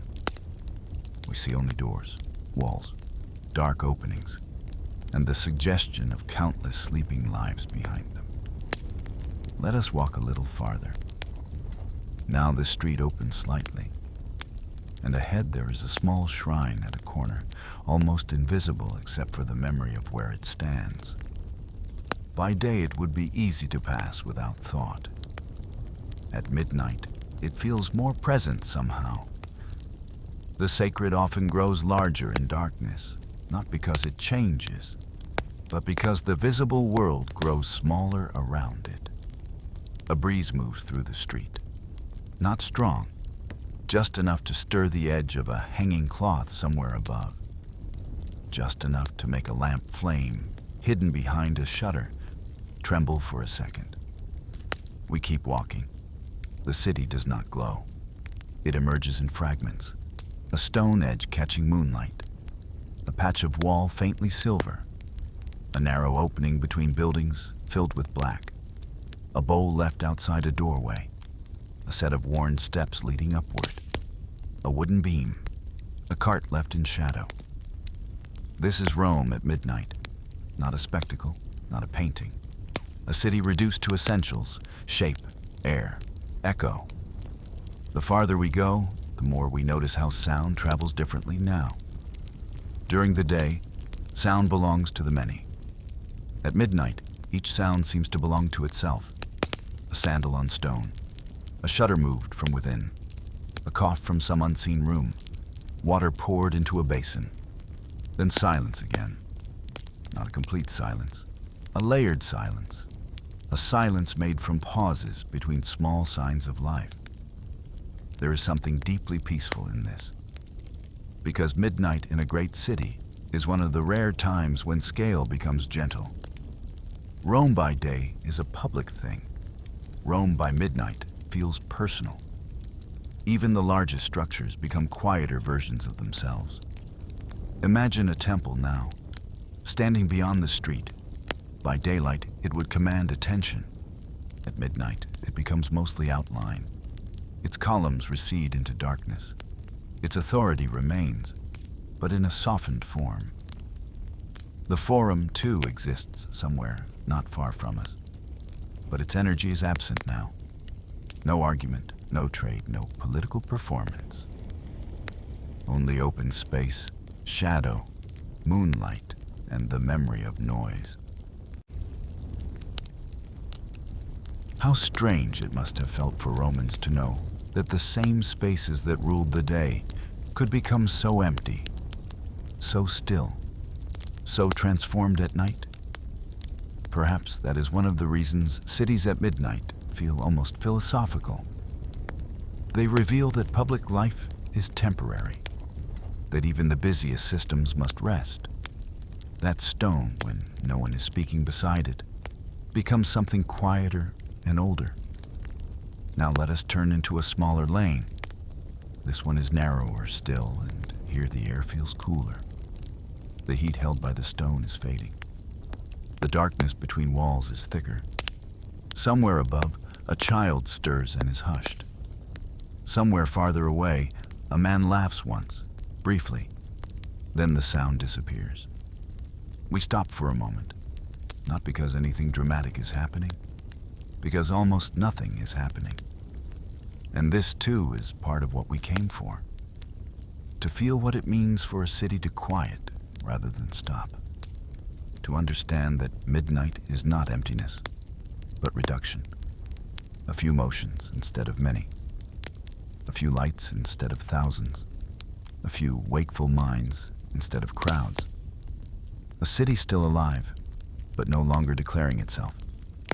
If we continue on from here, we might come near a better house, one with a doorway that opens onto an atrium within. We cannot see inside, but we can imagine it. An interior space now, mostly dark. Perhaps one lamp remains. Perhaps it has already been extinguished. A polished floor dim in moonlight. A sleeping room beyond. Someone resting in relative comfort.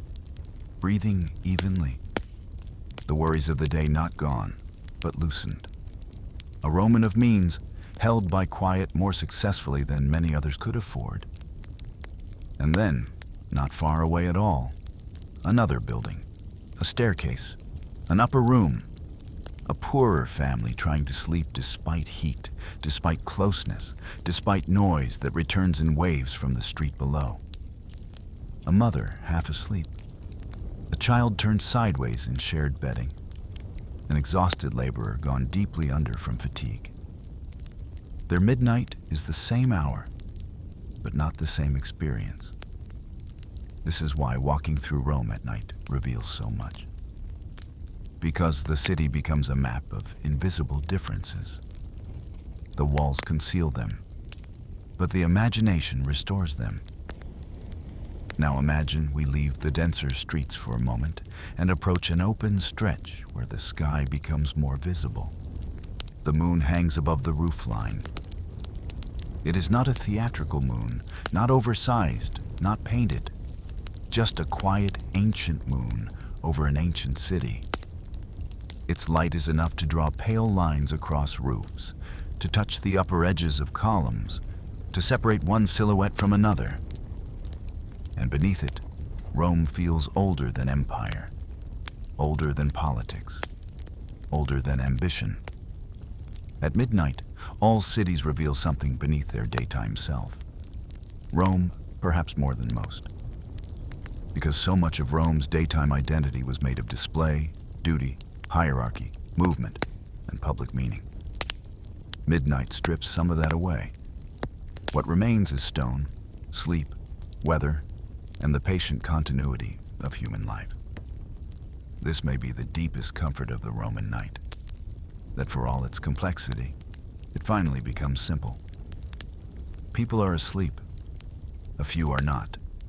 A few lamps remain. Most are gone. The city waits. And if we stay in this atmosphere long enough, we begin to understand that midnight is not merely a time. It is a condition in which the world grows softer around the edges, and things that seem enormous by day become almost gentle. Now let us walk toward the edge of a courtyard wall. Somewhere inside, unseen, a lamp has just been lowered. We know this not because we watch it, but because a small square of warm color disappears from a high opening and leaves only darkness behind. Someone has gone to bed. Elsewhere, another lamp still glows. Another person is still awake, perhaps reading, perhaps thinking, perhaps worrying, perhaps unable to sleep because the room is too warm, or because the mind has not yet released the day. Midnight includes all of these, the sleeper and the wakeful, the peaceful and the restless, the rich room and the poor one, the quiet courtyard and the noisy upper floor. And this makes it feel complete. Not perfect, complete. As we continue our slow walk, the city becomes more dreamlike. The mind, like the eye, begins to accept that it does not need to know everything clearly. A doorway can remain shadow. A passing sound can remain unnamed. A distant figure can remain only movement. This is how sleep approaches, not by solving the night, by surrendering to it. And perhaps that is what this walk through midnight Rome has really been about. Not only seeing the city after dark, but learning how darkness changes our relationship to it. By now, the streets feel familiar. The sounds no longer interrupt. The unknown no longer asks to be explained. The city has become a companion to stillness. And now, before we leave it, let us pause one last time and imagine all of Rome at once. The villas, the Insulae, the courtyards, the shrines, the staircases, the shutters, the lamps almost gone, the beds occupied, the soldiers away from home, the travelers in unfamiliar rooms, the servants finally resting, the mothers listening through half-sleep, the children already far away in dreams, the old lying still in darkness, the rich in softer rooms, the poor in crowded ones. All of them, for a few hours, held beneath the same night sky. All of them, in different ways, surrendering to the same ancient darkness. This is Rome at midnight, not the Rome of triumphs, not the Rome of speeches, not the Rome of empire in motion, but the Rome of human stillness, the Rome of tired bodies, the Rome of fading lamps, the Rome of quiet. And perhaps that is the Rome closest to us of all, because before history is monument, it is life. Before empire is architecture, it is people. Before legend is written, someone closes a door, lowers a lamp, lies down, and lets the night take over. And if we listen carefully enough, across all the centuries, we can still feel that moment. A city breathing more slowly, a room darkening, a body softening into sleep. And time itself, for a little while, becoming very still, drifting out of the Roman night. And now, our walk through midnight Rome comes gently to an end. The streets have grown quieter, the lamps have burned lower, the walls have cooled, the footsteps have faded, and little by little the city has softened around us. Tonight we have moved through Roman bedrooms, narrow streets, oil lamps, crowded insula, wealth, labor, dreams, rituals, weather, and the many different ways people in the ancient world surrendered themselves to the night. And perhaps along the way, Rome has felt a little less distant, not because it has become smaller, but because it has become more human. A place of tired bodies, dim rooms, private fears, soft blankets, street sounds, warm walls, cool air, and the timeless need to rest. So wherever you are tonight, in your own room, in your own quiet corner of the world, perhaps you can imagine one last Roman lamp going out somewhere far behind you.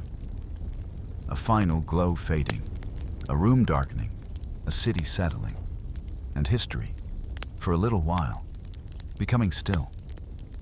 Thank you for spending this quiet time with quiet history. If this journey through the Roman night helped you slow down, soften your thoughts, or drift a little further away from the noise of the day, there will be many more quiet histories waiting for you.